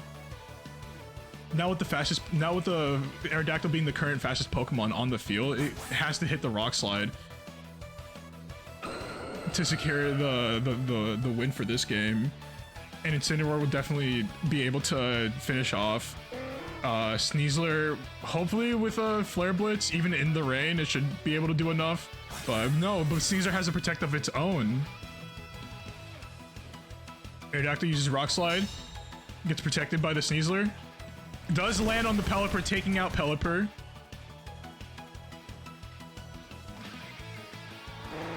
And now that corner that not Carlos was pushed back, he's even pushed back even further.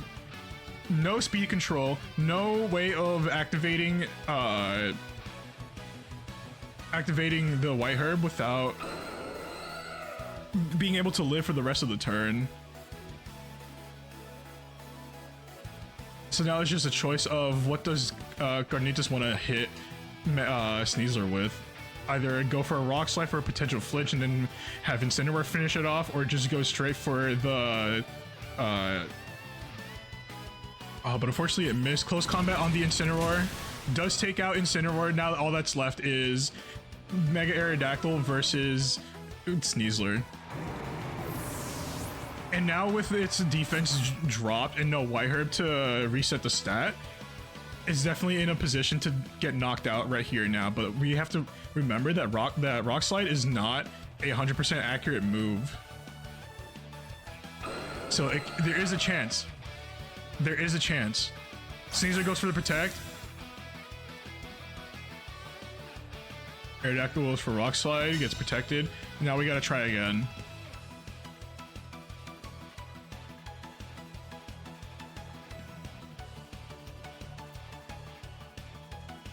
I'm so leaned up in the front of my chair. We might actually get to see a game 3.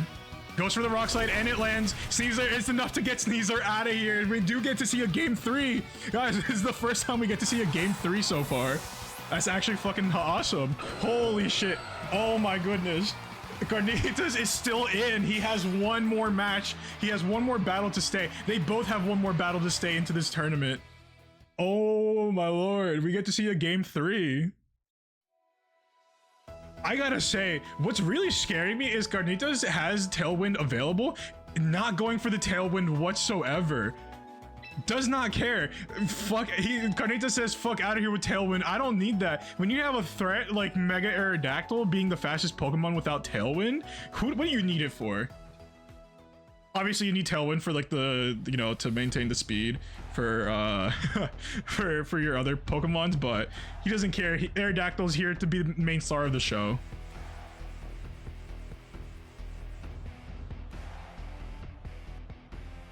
This is actually crazy.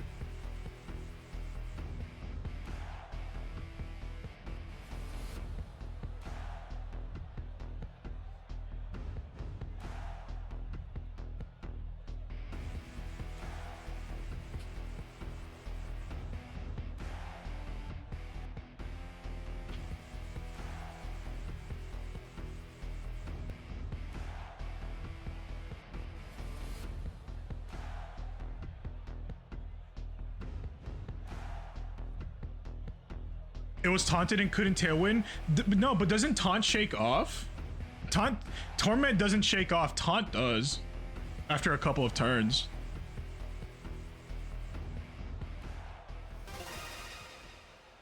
All right, we get to see. Let's see how they will adapt. Will we get to see Rain right off the bat, or will we get to see? Oh, we get to see Alcremie and Incineroar on the first. On Garnitas startup, but we do get to see a little change coming from Not Carlos. Does go for the Swift Swim Basculegion. Definitely hopes to see that it's fast enough for to get that liquidation out first, because Incineroar cannot fake out due to Basculegion being a ghost type. So the only option here is a Tailwind or a Protect immediately from the Pelipper, but that also leaves Alcremie the option to go hit the Decorate on his partner Pokemon. Garnitas chooses to swap Incineroar out for Sableye. Does go for the Basculegion, does go for the instant Blizzard. Pelipper setting up Tailwind and Alcremie potentially setting up a Decorate maybe. Oh no, goes for the straight for the offense. Dazzling Gleam breaking the Pelipper Focus Sash, doing a little bit of chip damage to the Basculegion.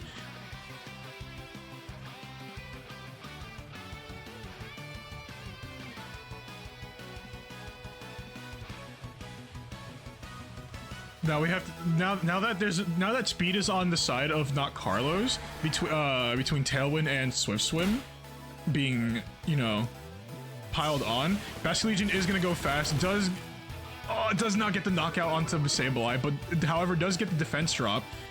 Pelipper couldn't move due to being faked out, and Dazzling Gleam does come out. Not enough to take out Pelipper, but we're getting there. We're slowly getting there. The threat of Weather Ball is certainly about to be gone, considering that a lot of Garnitas' Pokemons are weak to water, so he is getting one of the biggest threat out of the way.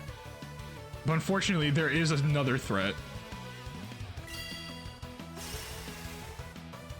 Sableye lands the Disable onto Basculegion, preventing Liquidation from being used, no longer being able to go for it. Hurricane lands on the Sableye, knocking it out, and Alcremie is left to do maybe a Dazzling Gleam or an Encore. No fucking shot. Basculegion is forced to use this use Liquidation, but can't use it due to being disabled. So now he's forced to swap out or stay there doing nothing on the field.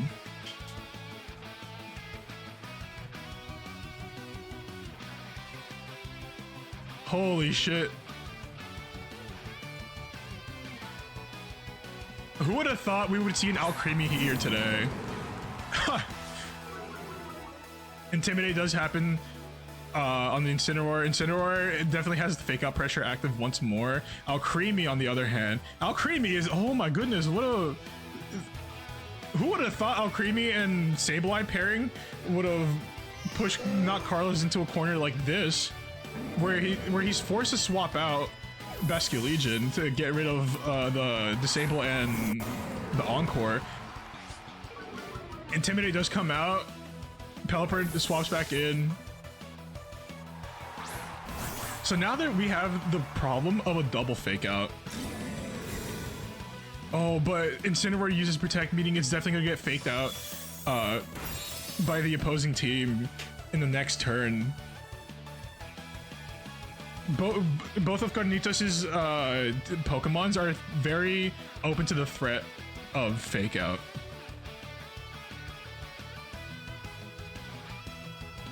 But that doesn't mean not Carlos is gonna go for the double fake out. He might just do his classic strat of fake out into one Pokemon and then close combat. Withdraws into Aerodactyl, okay. So now that whatever fake out happens, it won't really be effective, but now a Nerve is activated now that Aerodactyl's here, making Incineroar's Citrus Berry not gonna be able to be used. Goes for the double fake out on each Pokemon. Now Carlos finally adapting to not go for the double down, double down fake out to get to the wipe now.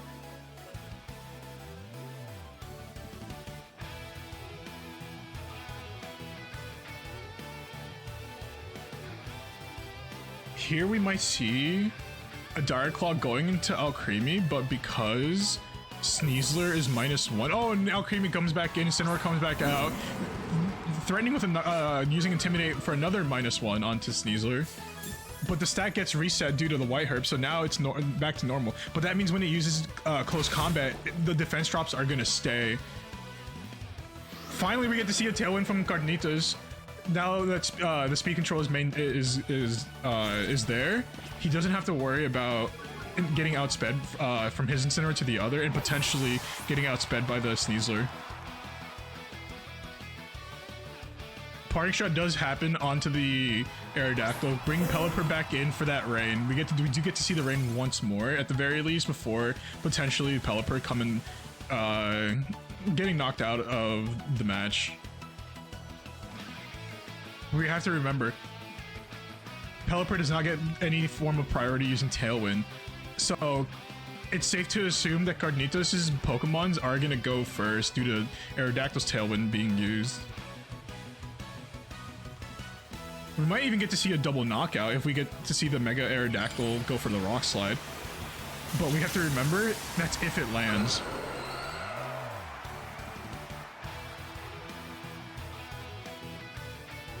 Pelipper goes for the Protect. Good choice. Are we gonna see another Protect from the Sneasler? We do not. Rock Slide onto the Pelipper. Will this be enough to knock out the Sneasler though? It is -1. Not enough. It was intimidated and got Parting Shot used on. So Mega Aerodactyl's damage output is really, really low.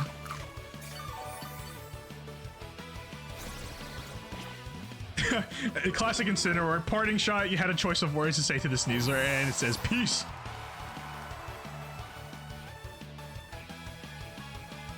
We're gonna get to see the Alcremie. Maybe Alcremie might go for another Decorate to reset the stat of Mega Aerodactyl. Potentially it'll neutralize it, being able to pick up a knockout, but it won't be able to go first, however. Pelipper, on the other hand, doesn't use Protect in the last turn, so it's gonna be a little risky play to go for the double Protect. So there's a good chance Pelipper might be knocked out here and there, but no, it goes for the swap out instead, bringing Incineroar back in, even lowering Mega Aerodactyl's attack stat even lower than it is now. Sneasler goes for the Protect, but will we see a Decorate? No. There's that Rock Slide from Mega Aerodactyl. Not doing a whole lot of damage, but also, because it brought down to the low health, it does bring the Citrus Berry. So Incineroar's health does get to go up a little more, staying nice and healthy. We do get to see that +2 on of each. Actually, I can actually double check. Oh, so Alcremie basically neutralized the both stat drops on the Mega Aerodactyl. So it could potentially do an okay amount of damage now, but it's got to keep up. It can't be kept. It cannot get intimidated or parting shot as long as it's getting now, because that's the biggest threat. Not Carlos's option here is just don't let Mega Aerodactyl play and lower its attack as best as possible. Close combat onto the Alcremie does not do a whole lot due to fairy resisting fighting, and because of that, Sneasler just does not get the best of close combat, and now it's a little more vulnerable to a potential knockout on Aerodactyl's side.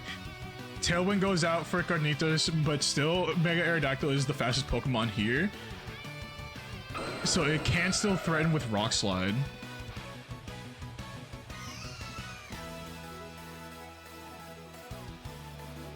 Will we see a Protect from anyone? Will we get to see a Protect keeping Alcremie alive? We can't tell what's happening. Alcremie does come back. Incineroar comes back in, going for another Intimidate, reducing the damage output on both those Pokemons. Close combat onto the Mega Aerodactyl. Not enough to KO. Also bringing its defense down for one more time. Tailwind does come out, so we do get to see more speed control on Carnitas' side. Darkest Lair does going into Mega Aerodactyl. Oh, just enough to knock it out. Now both the Pokemons on Not Carlos' side is no longer threatened by that Rock Slide on a Mega Aerodactyl.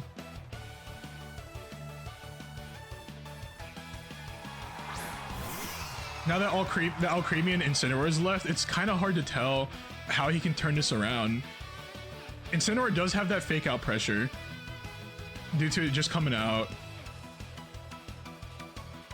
Alcremie can maybe chip it down with a Dazzling Gleam or go for a Protect right away.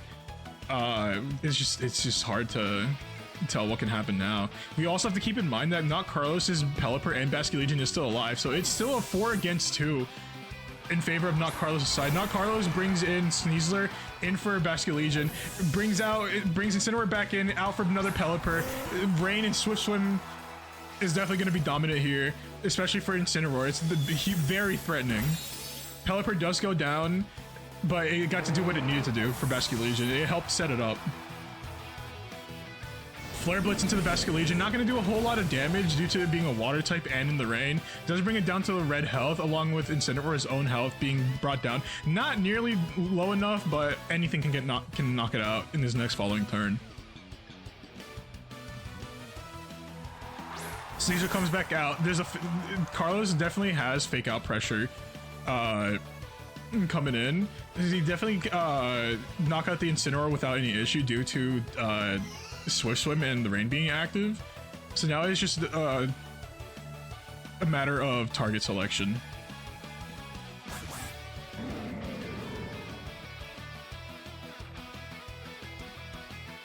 They both Carnita's gotta find a way how to get out of this situation, but it's gonna be really tough, especially with Fake Out going on Incineroar, getting on the red health. Liquidation going onto the Alcremie, not nearly enough to knock it out, unfortunately. Dazzling Gleam does come out into the Alcremie, not knocking out Basculegion, hanging on to a thread of life right now. Oh, if this was the down to the last two Pokemon, this would literally be neck and neck. But with Basculegion being the most threatening Pokemon out on the field due to, once again, it does have Swift Swim. It has, because of the rain, the speed does get doubled, and Basculegion already is a fast-ass Pokemon. This is looking like a game over in an elimination on Carnitas' behalf. Alcremie gets knocked out by the liquidation on the Basculegion. Sneasler, on the other hand, gets the close combat onto the Incineroar, sealing the deal, and not Carlos gets the move up to the finals. Ladies and gentlemen, these were some of the closest matches we've had so far today, but it won't. That means it's not going to be over just yet.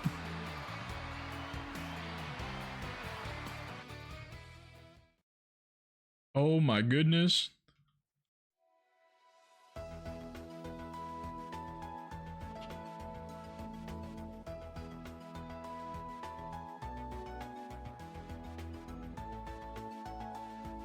Oh my goodness. That was such a close game on both sides. We've surprisingly been having a lot of close games here. That's a lot. It's a lot to take in, I will say.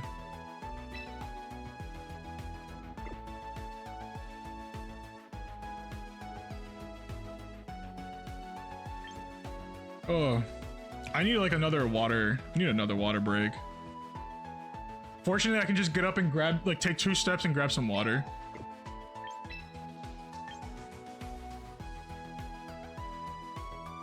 We love to see it. I would like to remind everyone that they are playing for a prize. The prize will be an art piece made by the amazing Skloon. It'll be of the winning player and the team they entered with.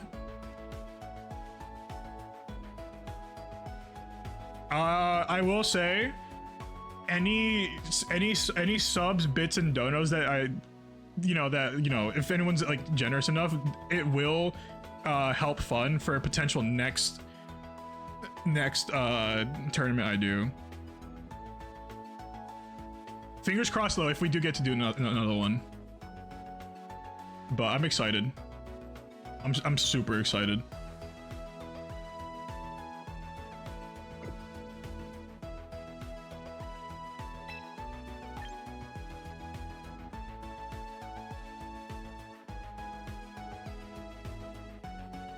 Next tournament, Apex Legends? No. That's way too fucking much. Oh my goodness, and here we have a sub. We have our second sub for the day. Thank you, Carnita, so much.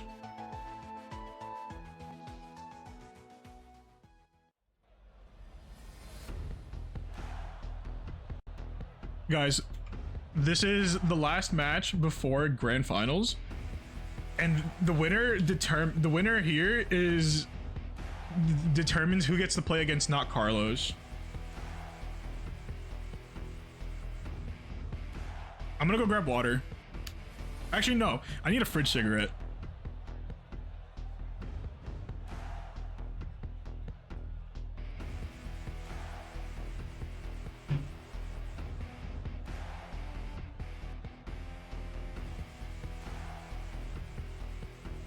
My fridge cigarette of choice is a sugar-free lemonade. And just for you guys here,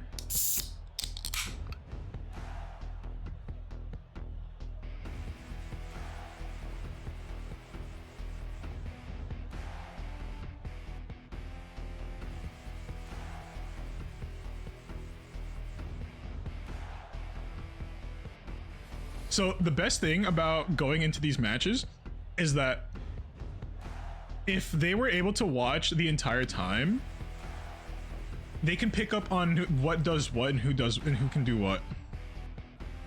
We already know that Blastoise has Fake Out and can Mega Evolve. Going into the round 2, we got Aqua and Jevin. Jevin starting off with Gardevoir and Garchomp, which that can only tell me that Garchomp is definitely going to start going for a spread move that can hit Gardevoir, but because of telepathy, Gardevoir won't be affected. Here we have Fake Out pressure from from Blastoise, but not from the King Gambit. King Gambit, I can only tell that Aqua wanted to start with King Gambit because he saw the Incineroar on the opposing side and maybe thought, you know, maybe it'll be similar to his match against Vander, but unfortunately it's not.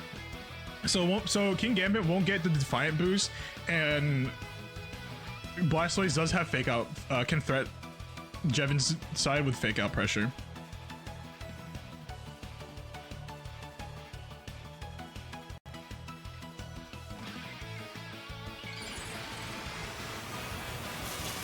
Here we go with the instant Mega Blastoise. That can only mean that Blastoise went for a Water Spout. Nope, goes for a Fake Out onto the Garchomp, but does get hurt a little bit by the Rough Skin. So all that means is Dazzling Gleam does come out, doing a good chunk of damage onto the Blastoise, but not a whole lot onto the King Gambit. King Gambit does threaten Gardevoir with an Iron Head, taking out Gardevoir, unfortunately. And that was a critical hit. I don't think it would have survived.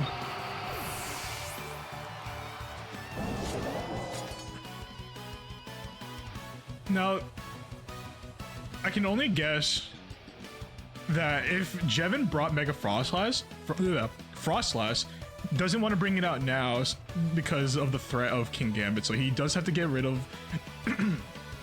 that sitting Overlord as quickly as possible. But who does he have? So he does go for the Frostlass. Does pick the Frostlass. Hopefully has a solution to get rid of the King Gambit as quickly as possible. But we also have to remember that Blastoise is packing with Dark Pulse.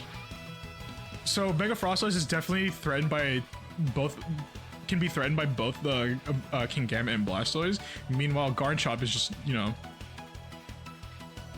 look at him.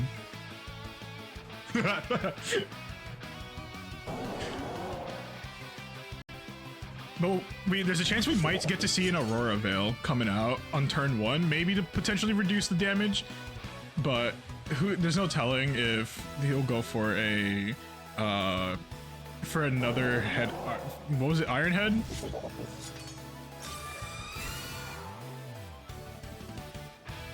No, Kotal Cleave. Goes for the Sucker Punch, doesn't do anything. Stay safe for another turn. Did go for the Protect. That way, Garchomp can use Earthquake safely without damaging his partner Pokemon. Doesn't do enough to knock out Red Ranger, aka the King Gambit.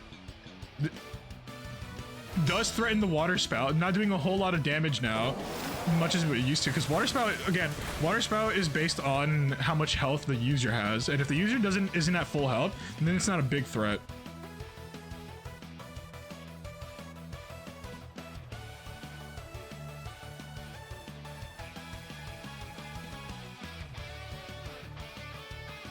The only reason I can think of that Jevin is holding onto Mega Frostlass is because of the potential threat that Pelipper might bring, assuming Aqua did bring a Pelipper into this match with him. So he's really holding on to that Mega Evolution until needed.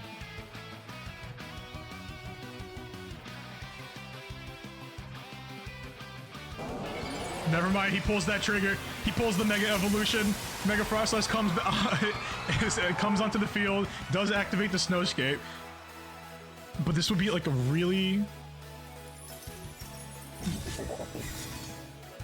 King Gambit uses Protect, didn't want to get threatened by the Earthquake. Auroraville does get set up, protecting both Pokemon from... reducing a little damage from Physical and Special.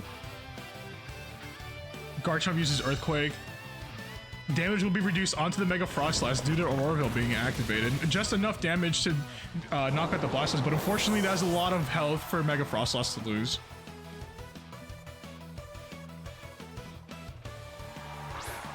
And now we have the Pelipper. Here, Auroraville is at least set up so he doesn't have to worry about going for it, but if he did want to use Blizzard for whatever reason, it won't be 100% accurate now that the snow is gone. Weather Ball can definitely threaten the Garchomp at this point, along with any of King Gambit's moves, especially Kotal Cleave. Potentially knocking out Mega Frostlass, Unless Jevin wants to send Frostlass back in to save the snow for another time, get rid of the Pelipper as quickly as possible. Melodic comes out, Sucker Punch onto the Mega Frostlass, doesn't work. Rock Slide does take out the rest of King Gambit's health, along with bringing down Pelipper's health to less than 50.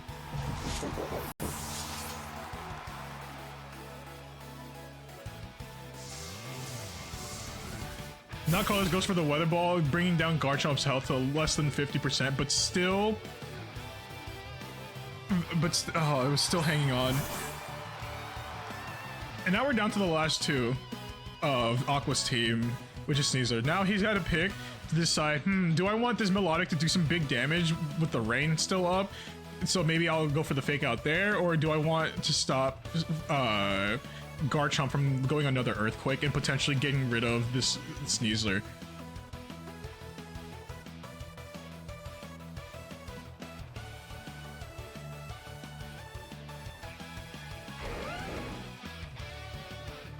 I think he has to get rid of the Pelipper first, just for the fact that Pelipper threatens the snow off of his Frostlass.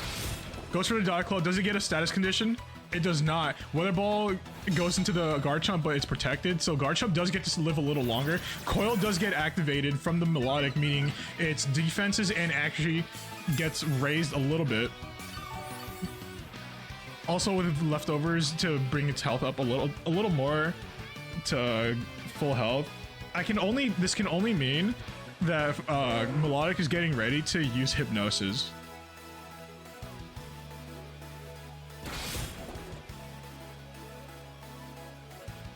Ooh. Dark Claw not delivering on the status condition, unfortunately. Garchomp going for the Rock Slide and landing and hitting the Pelipper, getting rid of the rain. Hypnosis does miss on the Sneasler, unfortunately.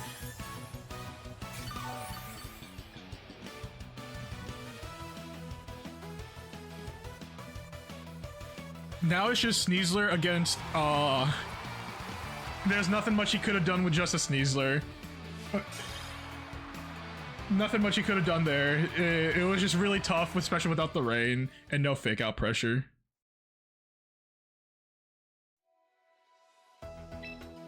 And now we go into match 2.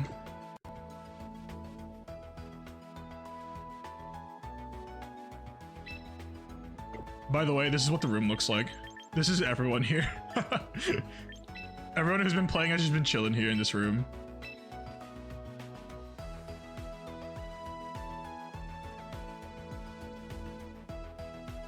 So game one goes to Jevin. Unfortunately, Aqua just didn't have enough to work with once the Pelipper went down, and it was just left to his Sneasler.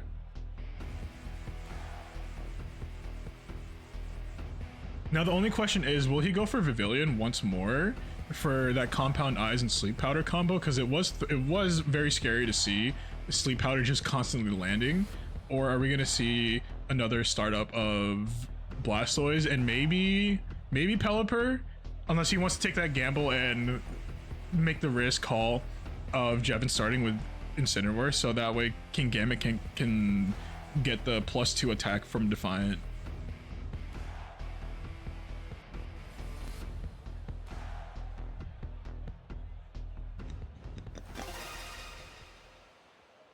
Kicking off with game 2, now we have Aqua and Jevin starting out with Garchomp and Gardevoir. So far, there's been a classic lineup for Jevin to start with, especially because of pairing with the Telepathy and Earthquake. But we do have the Vivillon start. We do have Vivillon, so the threat of Sleep Powder landing on any of these Pokemons is there, along with Mega Blastoise. Mega Blastoise does present the Water Spout threat, so they gotta rush him down as quickly as possible, but without ignoring Vivillon as much for too long.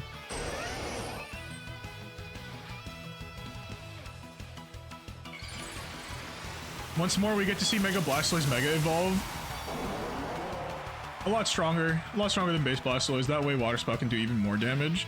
Vivillon, no, Blastoise goes for the fake out onto the Gardevoir. Do we get to see a Sleep Powder on? We got to see, oh, Sleep Powder onto the Garchomp. So now Jevin's team won't be able to get to do anything now that the flinch on the Garchomp from the fake out and Gardevoir, and Garchomp is just snoozing. This does present a threat. Vivillon that much faster does land the Sleep Powder, so now both of Jevin's Pokemons are both asleep. Gardevoir fell asleep, Garchomp fall asleep. Here we have Shell Smash. It does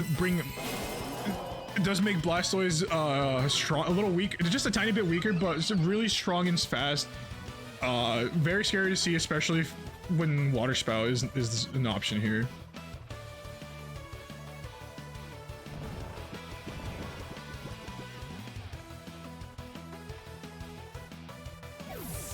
Sending Vivillon for safekeeping while bring Pelipper in, bringing the rain, boosting the whatever water damage is going to come out from Blastoise. Blastoise is super fast from the Shell Smash and does get the double knockout onto Gardevoir and Garchomp. Oh shit! The double KO. This has gotten suddenly scary very quickly for Jevin. Jevin brings out Frostlass to hopefully get rid of the rain along with Melodic. Might go for a coil of his own, might go for Hypnosis, maybe sleep the Blastoise. That's like that's maybe one of the only few ways he can get by the Mega Blastoise, but this is just very scary. Pelipper comes back in, sending in King Gambit. Puts up the threat against the Mega Frostlass, but Mega Frostlass here to set up the snow. Although we do have to keep in mind that Pelipper is nice and healthy and does have the ability to get rid of the snow, and Jevin has no way to pivot out to reset the snow. But unfortunately, Mega Frostlass does go down in one hit, almost bringing down Melodic's health to 50%. And so far, this is just turning into a Blastoise sweep right now. Hypnosis unfortunately not landing on the Blastoise, so the threat of another Water Spout is still there.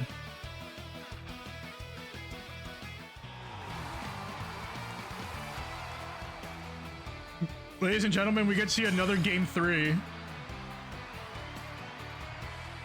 We get to see another Game 3 from one sweep coming from Jevin to another sweep coming from Aqua. It's just hard. There's just nothing either of them could have done, so they just went for the instant forfeit so they can move on to the next match. That Mega Blastoise is definitely something to be scared of.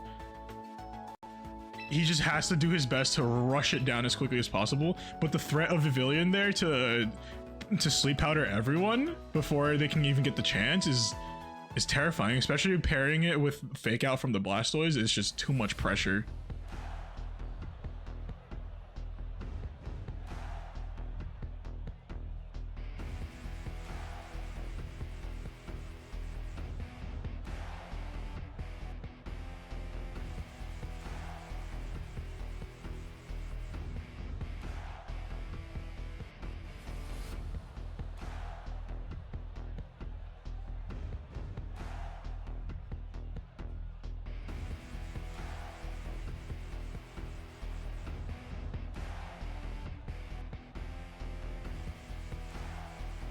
Mega Blastoise coming out first, getting that Fake Out pressure along with Mega Evolving has been a little too much to handle so far. Jevin, understanding this from the last game, definitely knows maybe I should start changing up the startup. Maybe it's a time for a tiny bit of change. Gotta get rid of this. Gotta get rid of the rain. Gotta get rid of Blastoise's health as quickly as possible. There's just so much to think about here.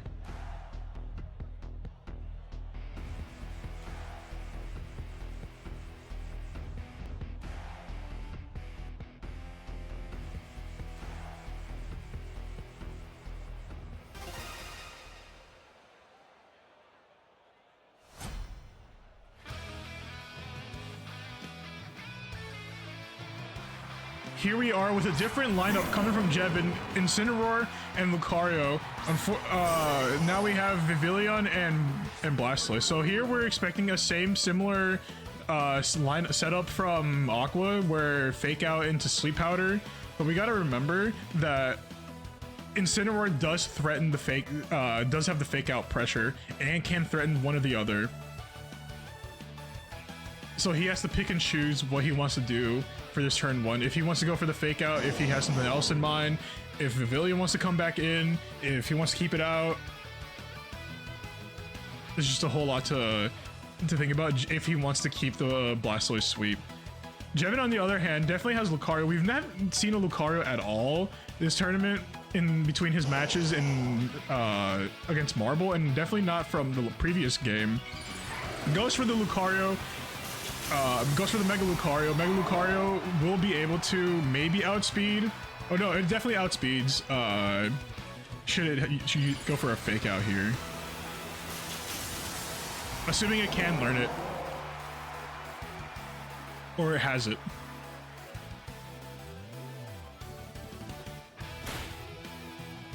Incineroar goes for the Fake Out on Vivillon. Vivillon doesn't do a whole lot. He does go for the Bullet Punch, but not enough to threaten or knock out Vivillon. So instead of going for Fake Out, Blastoise does opt for the Water Spout immediately, taking out Lucario and almost knocking out Incineroar right away. While there's no Sleep Powder right now, Vivillon does have the chance to outspeed now in the following turn, and landing Sleep Powder on the following Pokemon that comes out. In this case would be Garchomp.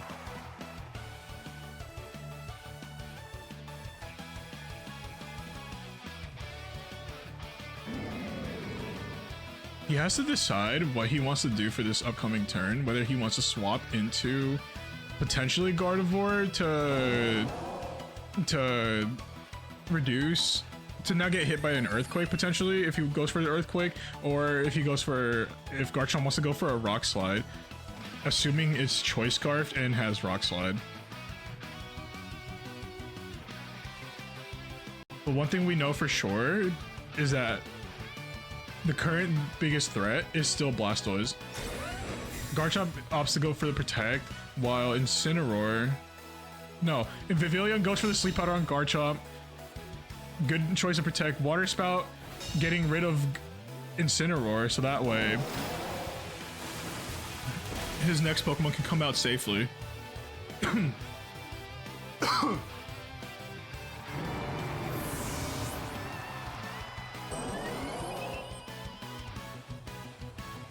Melodic being the last Pokemon for Jevin, really pushed back far into a corner, still with the threat of Sleep Powder and Water Spout. Especially with Blastoise being at full health, Water Spout is just a little too much. It's a lot. It's a lot to handle. Especially if we see Vivillon come back in and swap with Pelipper just to set up the rain.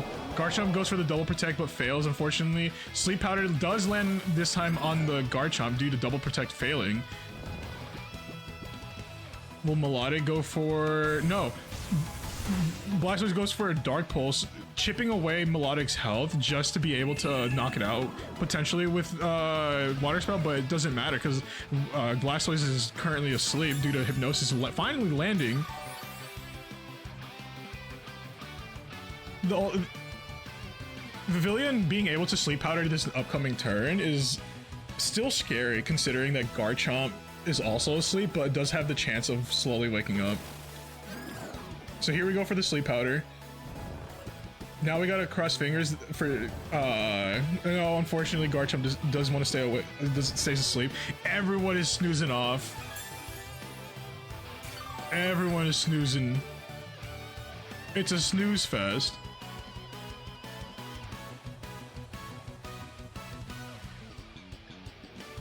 Now what will we see from Aqua's side? Will we see a switch out? We do see a switch out, potentially with Pelipper coming in for the rain.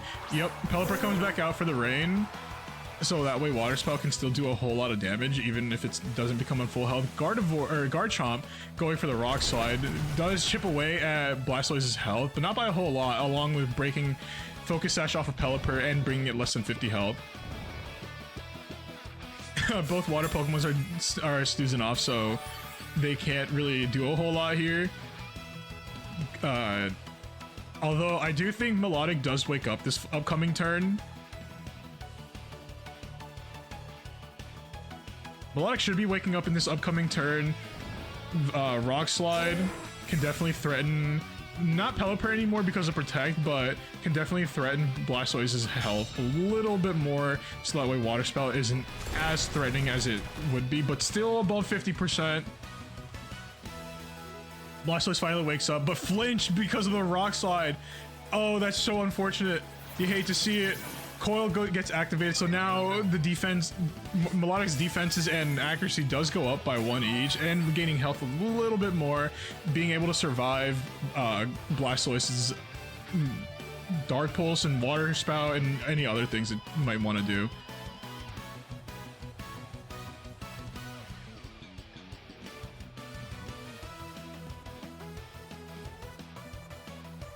Garchomp goes for another Rock Slide, definitely taking out Pelipper, so no more Rain, no Tailwind, no Speaking nothing. It's gone. Along with whittling down Blastoise's health a little more, even more. So Water Spout won't do a whole lot of damage. It'll still do a nice chunk of change, but not enough to be a big, major threat.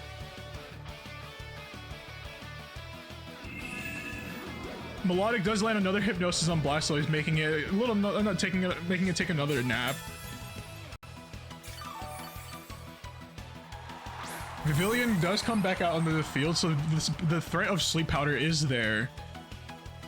So now Jevin has a choice to want to go for a Rock Slide and get Vivillon out of here, while also whittling down Blastoise's health, or go for a double down in case Vivillon slips Garchomp, and then Melodic goes for potential Scald or even Icy Wind.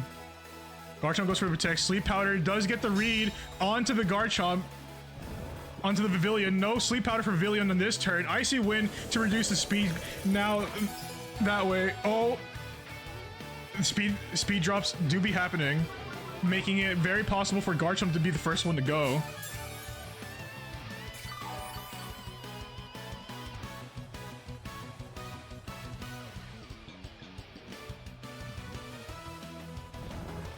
Slowly but surely, this is becoming a slightly even game. Slightly kind of more favoring towards Jevin's side, but anything can still happen. Blastoise can wake up. Vivillon might be able to go faster still. Vivillon does go faster, but does miss the Sleep Powder. Dragon Claw to finish off the Vivillon. Now that Sleep Powder is gone, now he can finally go for the full offense. They go for another Icy Wind? Yeah, he's going for another Ice Wind for that extra speed control, bringing Blastoise's speed down just by 1 more stage. And Blastoise does not wake up.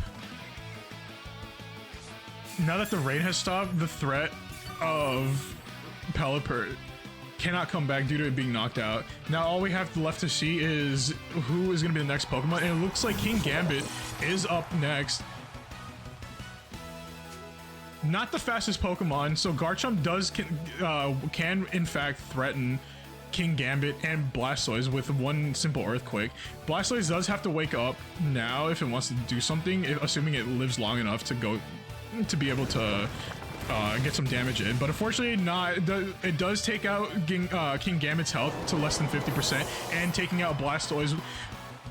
And the Hypnosis lands on King Gambit. King Gambit cannot go for another turn, and it looks like this game 3, this match goes to Jevin.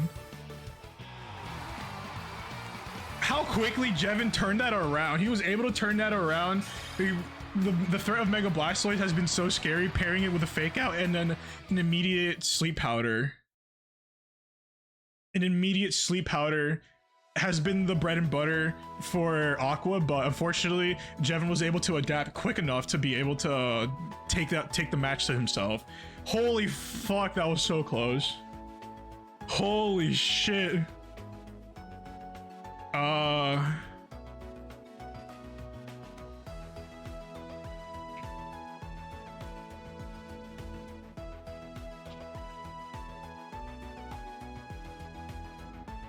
That's freaking insane. Great game, crazy turn one. I agree. The threat of the threat of sleep powder and fake out is terrifyingly scary. Oh. All the Aqua games coming down to the wire. I agree. Aqua is definitely not to like be this is not someone you should underestimate. So just before we get into the final match of the tournament, I will want to take a quick 5-minute break. So be sure to stretch your legs, get ready, grab a snack for this upcoming fight. Hey guys, we're about to see a lot of Pokemon battling. Up until now, all the matches were played best 2 out of 3 matches. But because this is the finals, we are gonna see not a best of 3, but we are gonna see a best of 5 matches. So each player will need 3 wins to secure the entire tournament.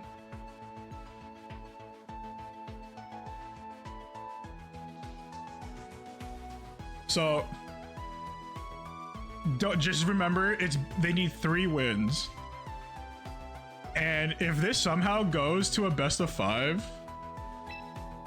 this is about to go crazy if it goes to match 5.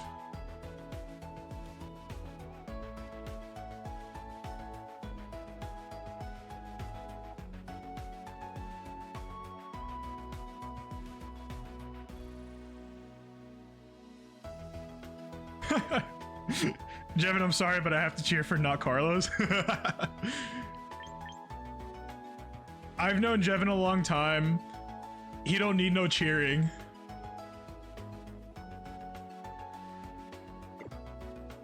All right. Once the players are in and ready to play,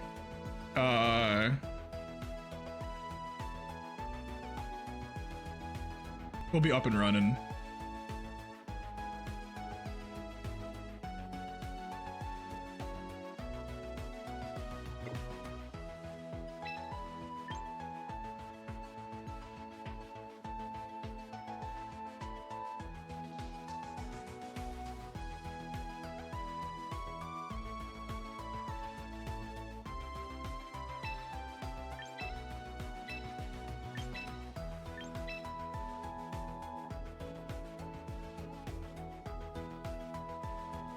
All right, everybody, let's give it up for not Carlos and Jevin. Every single one of them deserves to be here. They've played their out of their minds, best to their ability. Hopefully some of them have been paying attention to what each other can do. And let's watch some awesome matches. For we have a best of 5 grand finals for this first ever tournament. More specifically, me hosting an event of any kind. Like, let's be real. My name is Brendan. I'm a VTuber, and I'm here to watch people play for my own entertainment. And that's what this tournament's basically been. Everyone here is fighting for my own entertainment, and I wouldn't have any less of it. Here we go. Here we go. Not Carlos versus Jevin. Grand finals. Let's go. Let's hear it. Let's go for some Garchomp and Gardevoir. Do we get to see it? Do I hear it? I hear Pelipper and Sneasler. Let's fucking go.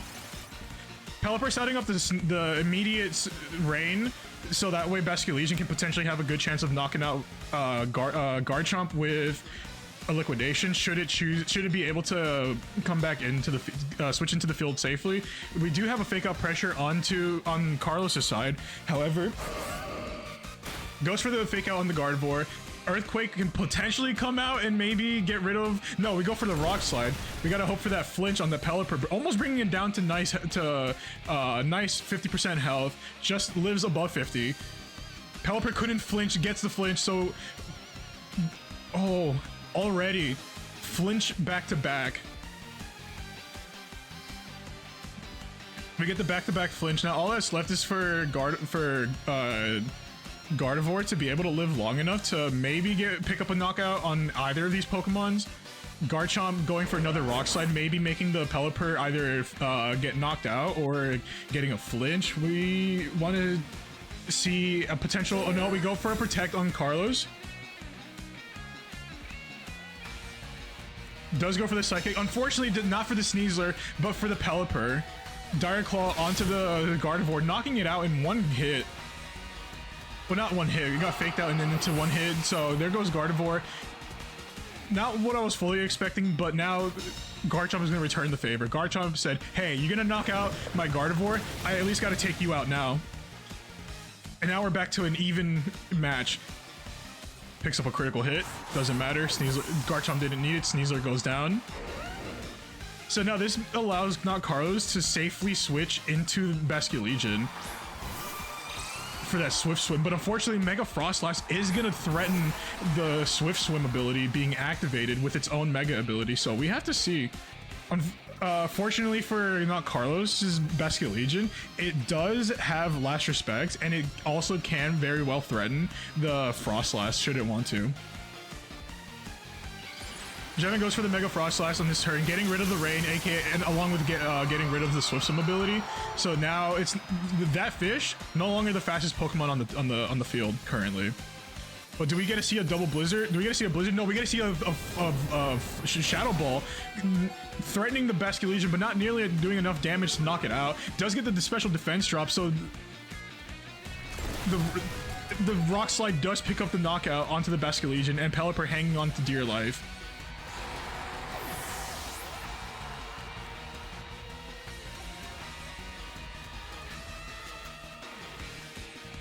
Now that Carlos is down to his last two Pokemons, what did he bring? What could he have brought? Could he have potentially brought Heliolisk? He does bring Heliolisk. But unfortunately, Shed-Tail is a little too scary to want to be activated because there's no one else to switch to. Garchomp does threaten with Rock Slide and or an Earthquake, but we got to see what it picks first. Blizzard picking up the KO on Pelipper and bringing down Heliolisk's health to less than 50%. Heliolisk is going for a Bulldoze, maybe maintaining speed control should it live this next turn, bringing down Frostlasses and Garchomp's speed down, but Garchomp does have the White Herb getting used, so now the speed it does maintain as it was before, and taking out Heliolisk's health down, making a knockout. Game 1 going to not Carlos.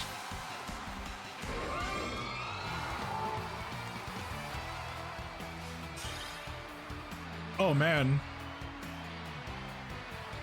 Getting rid of that Rain definitely helped Jevin, put him in a better position.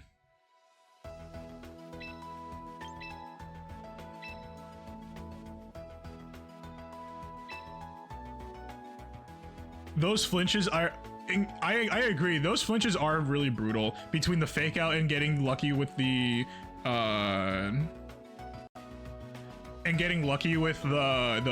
fake outs. That's the kind of thing you want to see, especially when you have a faster Pokemon.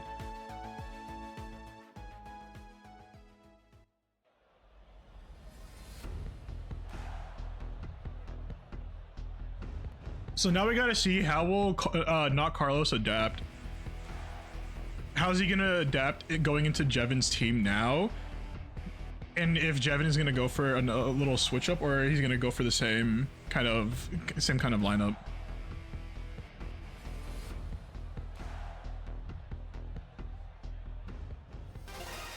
Are we gonna see another classic Gardevoir Garchomp? The Gar team, Team Gar. I'm calling it that. I'm calling it that now. He does start with Team Gar. Let's fucking go. Champion of the Sinnoh Garchomp. against Pelipper and Basculegion. So Carlos does go for the Basculegion startup. That way he doesn't waste no time in getting that Switch Swim activated. That way he can pull a threat into the Garchomp and potentially a big threat into the Gardevoir as well, but mostly to the Garchomp with that liquidation. If Carlos is able to get away with setting up a Tailwind, that's even better for him, but if Garchomp goes first and hits the Rock Slide and gets the flinch, then it already puts Pelipper in a tough spot. Gardevoir goes for the Moonblast, going first. I don't know how fast Gardevoir is, but apparently this Gardevoir is super speedy, almost knocking out Pelipper into Focus Sash health. Basculegion landing the Blizzard, picking up an instant KO on the Garchomp, and Pelipper following up with Tailwind. So now Pelipper is no longer threatened by dying the next turn to a Gardevoir's Moonblast.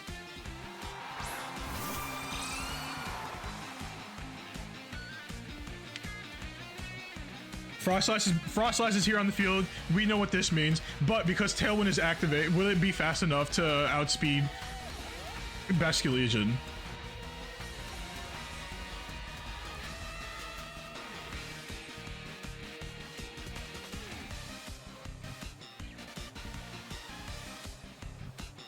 This can only mean that he brought, he didn't bring Incineroar. He definitely didn't bring Lucario if he has Frostlass out here.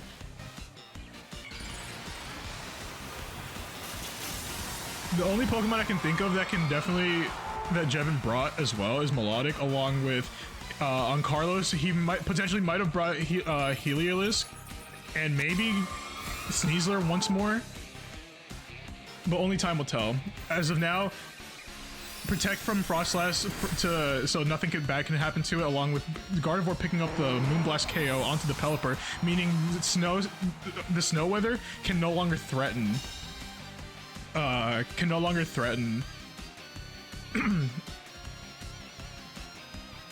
Basculegion goes for a Last Respect, but because Mega Frostlass hit the Protect, doesn't do any damage to it. Now Instant is here. That means Fake Out Pressure is on, only being able to fake out Gardevoir due to Frostlass being a Ghost type. Brings back Frostlass, brings a Melodic to be able to threaten this this Incineroar. Moonblast almost doing close to 50% health. Last Respect's going into the Gardevoir, knocking it out. With Pelipper dying, Last Respects definitely does get to do a little bit of extra damage. Darkest Lariat into the Melodic, but not doing as much damage as you would like for it to. But Leftovers will bring it up to full health. Or not full health, a little bit of health. What am I saying? I'm fumbling. I'm like super excited to see all these matches go down. I gotta lock it in. The last of Jevin's Pokemons are now on the field, leaving not Carlos with potentially a Sneasler, I would say. I probably would have brought a Sneasler here for sure. But to take care of Melodic, we have to fingers crossed that he did bring Heliolisk.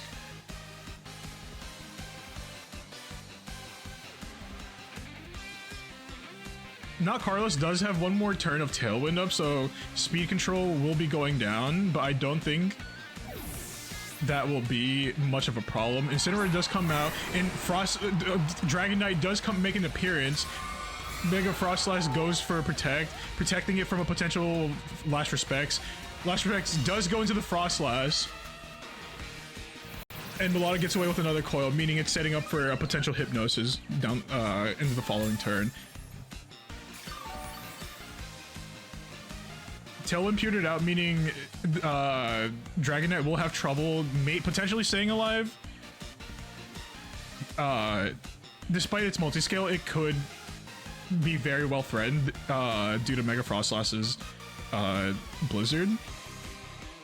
Because I have a saying from my Nuzlocke games, 4 times effective is still 4 times effective. That's all I gotta say. Ooh, Incineroar does come out, but but unfortunately that's gonna benefit Jevon's side because of competitive, bringing Melodic's special attack to a +2. So now Melodic is in a position to one-shot Incineroar with Scald, should it, unless he goes for a Hypnosis.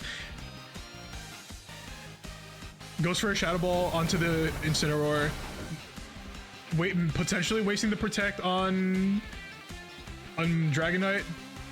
No, but it does go for an Icy Wind. Gets protected from that, hoping to do a little bit of chip damage on multi-scales, so that way Blizzard can maybe knock it out in one go. But the speed, Incineroar's speed is here now threatened due to the Icy Wind dropping it by 1. We are reaching to the end of the snowy weather after the end of this turn, so we might see a little bit trouble from come from the Blizzard. But unless Jevon goes for another Blizzard and Icy Wind double down, it might just be enough to knock out the Mega Dragonite.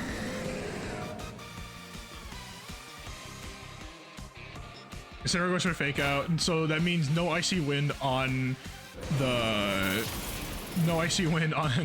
coming from Melodic, but Blizzard does take Dragonite's health nearly down to the red. It's barely hanging on. Citrus Berry gets activated. Light Screen does come out, so now Blizzard might do a little less damage, but I don't think it'll be enough to keep Dragonite protected.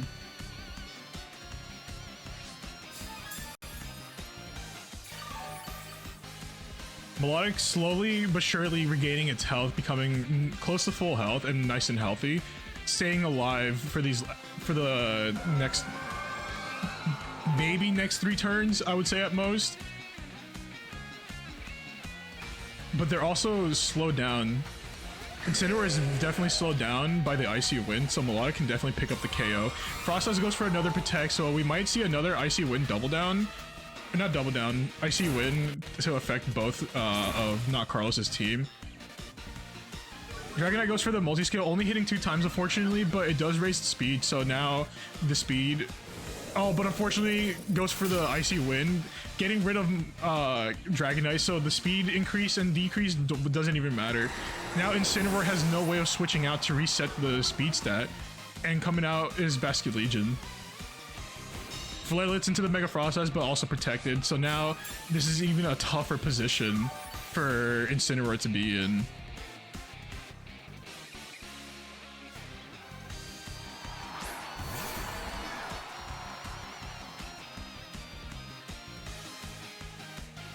Because Mega Frostlass went for Protect, Carlos does have the option to go Flare Blitz and Last Respects into the Mega Frostlass.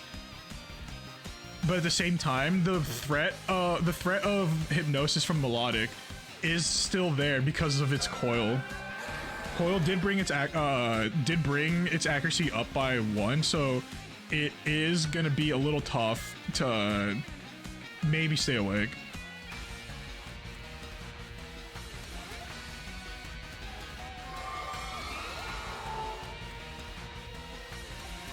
Frostlass goes on the Shadow Ball and Basculegion, not picking up the knockout, living on 2 health. Basculegion might go for the Last Respects here.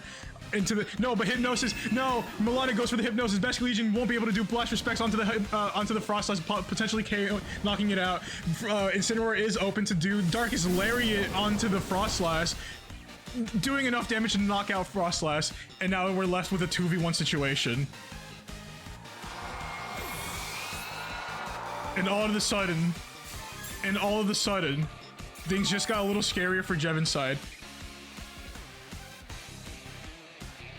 He's got to keep going. He's got to keep going for the Icy Wind to be able to want to survive in this. Definitely might be the fastest Pokemon on the field. I can't remember if Basculegion got hit with an Icy Wind or not, but oh, it did get hit with a It does go for another. Basculegion does go down. And now all we're left with is Incineroar and Melodic. Melodic does have the type advantage and the speed advantage on the Incineroar. Not Carlos going for the Darkest Lariat, not doing a lot of damage, putting it just under 50% health. Melodic recovering health with leftovers, bringing it back up into the green, and all. Oh, what the fuck? No way. Hello? Why'd my game... Hello? Hello, game? What the fuck happened? Hold on. There's no way. There's no fucking way this just happened. There's no shot. What the heck? Hold on.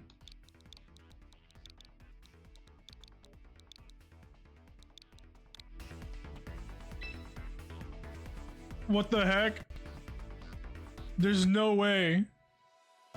That's fucking crazy. Jevin won. Oh my god. I could only imagine that Jevin went for a Scald on the Incineroar and you were able to take game one because you had the speed, you had the most speed. I think I'm gonna make a new room just in case this happens one more time. But that's fucking wild. That did not just happen on what was probably the hypest game 2 I probably could have seen by now. But I'm gonna make a new room.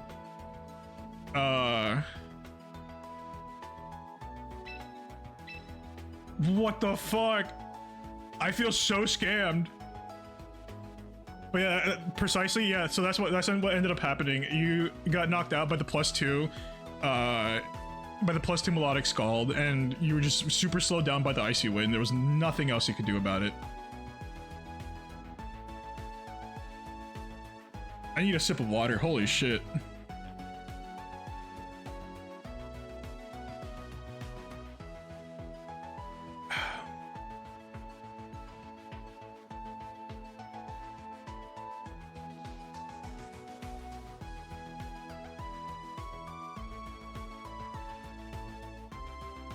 Jevin winning game 2 does put him in a position where he needs one more win to take the tournament win. Unless we see a magic reverse 3-0 from not Carlos.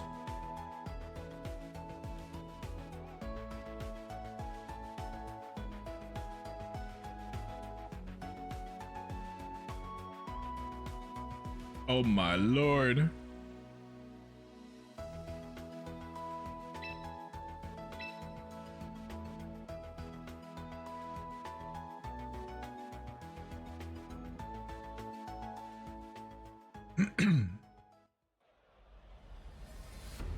All right, here we have game 3. Jevin just needs this one last game to take home the prize. And it'll take a big brain miracle from not Carlos to pull a reverse 3-0. I'm excited. I'm excited. This may or may not be the end of the tournament.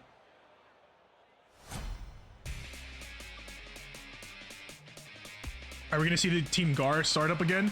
No, we see something a little different. Instead of Garchomp, we see Frostlass starting out, and here we have Heliolisk and Incineroar starting out. So now we have the fake out pressure and the Shed Tail potentially being able to substitute in for someone else.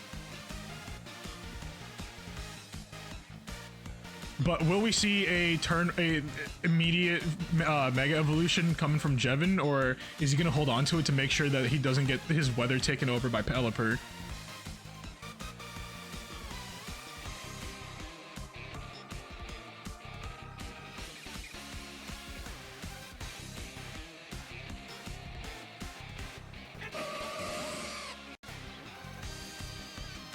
What kind of plays will we see here for the first turn?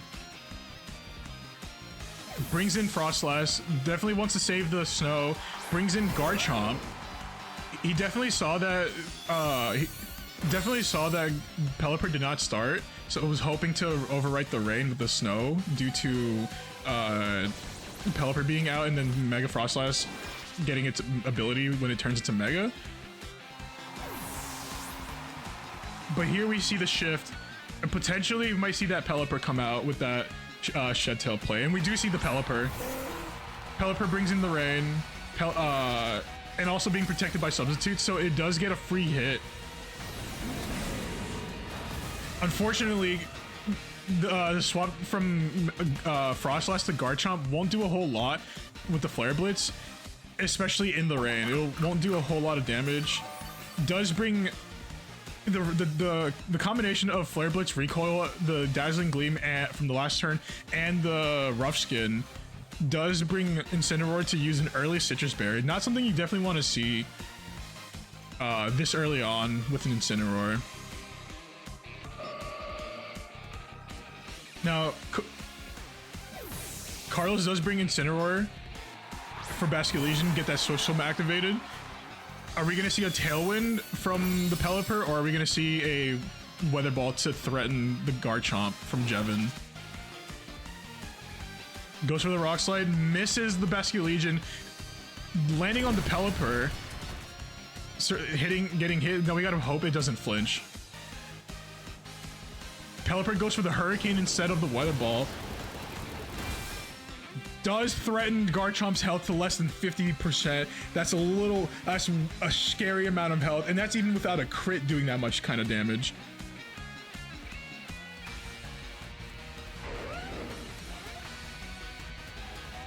Garchomp goes for the Protect because he knows that Basculegion does threaten it with the Liquidation, but not fast enough to outspeed the Gardevoir.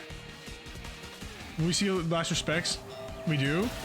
Finishing, no, not finishing, bringing Gardevoir's health down to 50%. And here we see the Tailwind. Now we know Basculegion does have the biggest threat on the field, and Jevin did use Protect on Garchomp in the last turn.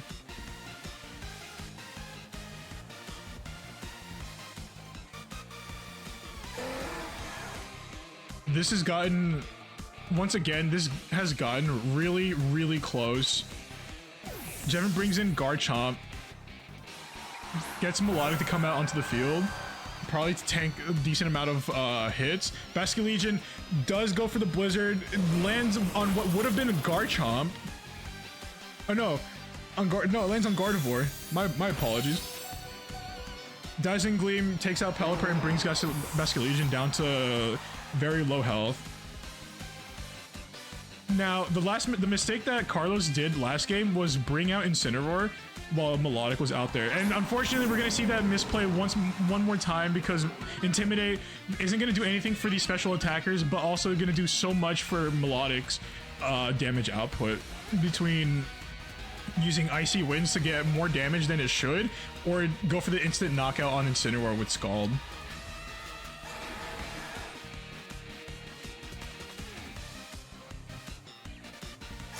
Basculegion does go for the Protect so it can last one more turn. Fake out onto the Gardevoir, taking it out, securing that kill. Now we gotta see if Jevin goes for the Icy Wind or it goes for the Skull. It does go for the Skull, and it is gonna take out Incineroar, unfortunately, due to the power of competitive bringing special attack to +2 and getting a little damage boost from the rain. Now that the rain has stopped, both these water Pokemons aren't gonna get that boost, but unfortunately, Melodic is still the biggest threat due to being +2 by competitive. Jevin sends out Frostlash, so we are gonna see a Mega Evolution along with Heliolisk, but Heliolisk is very low health, so it's really not looking all that too good for not Carlos due to the Shed Tail taking out almost the rest of Helio's health, and Basculegion not being the fastest Pokemon here. It does have Tailwind, but the minus speed is too tough even for Tailwind to hard carry.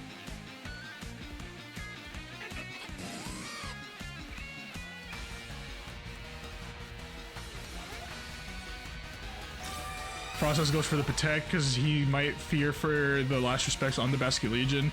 Goes for the Wild Charge on the Melodic instead, taking a huge chunk of its health. Unfortunately, that much health is going to be enough to take out Helios, the rest of remaining Helios' health.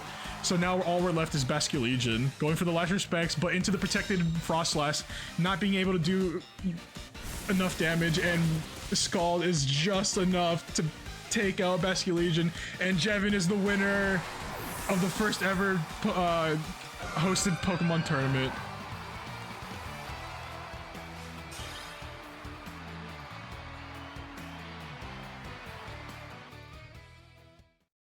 Holy shit. What a game and a half. You know, I will say, Carlos had 1 week to like prepare for all this, and he made it to grand finals. I need you guys to know that credit is owed where credit is due. Carlos, have a good rest of your night, and thank you so much for coming out and playing. Good shit. That was insanely good. Big GG's. Now I have to like interrogate Jevin, see what he wants for his art piece. And my throat is a little scratchy. I need to like... I need to rest my throat. I've been talking for like the last 3 hours nonstop.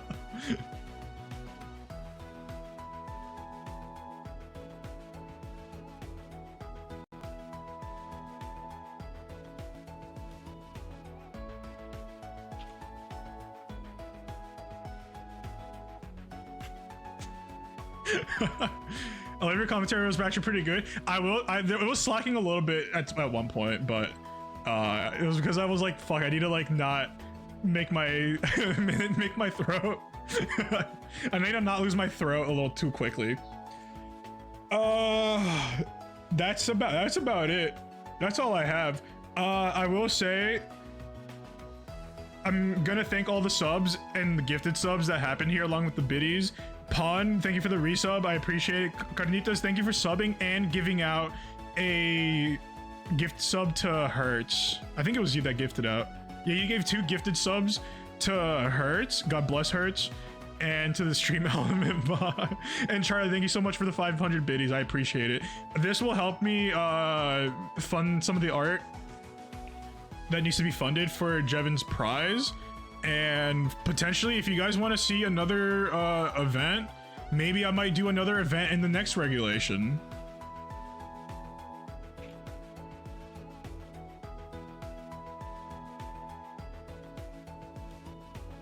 You didn't gift to Hertz, someone else did? Oh, well, whoever gifted to Hertz, I appreciate so much.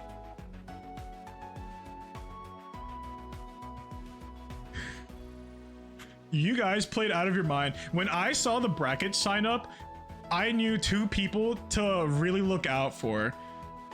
Jevin, just cause I know him. Just cause I know Jevin. And based on not Carlos's description of Aqua, I was like, okay, Aqua is definitely someone to keep a lookout for.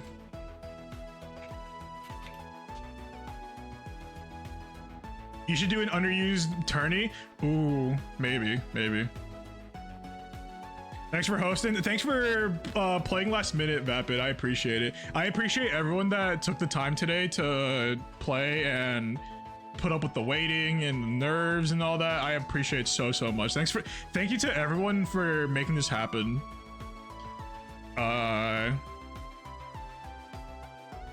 If you guys would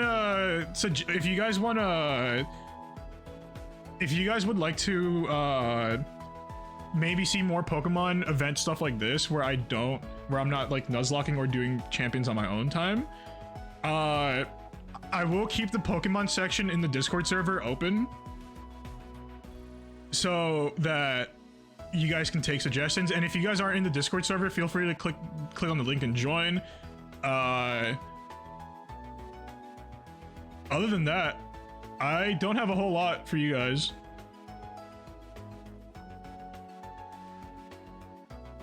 Thanks for letting me become a victim for entertainment. I thank you.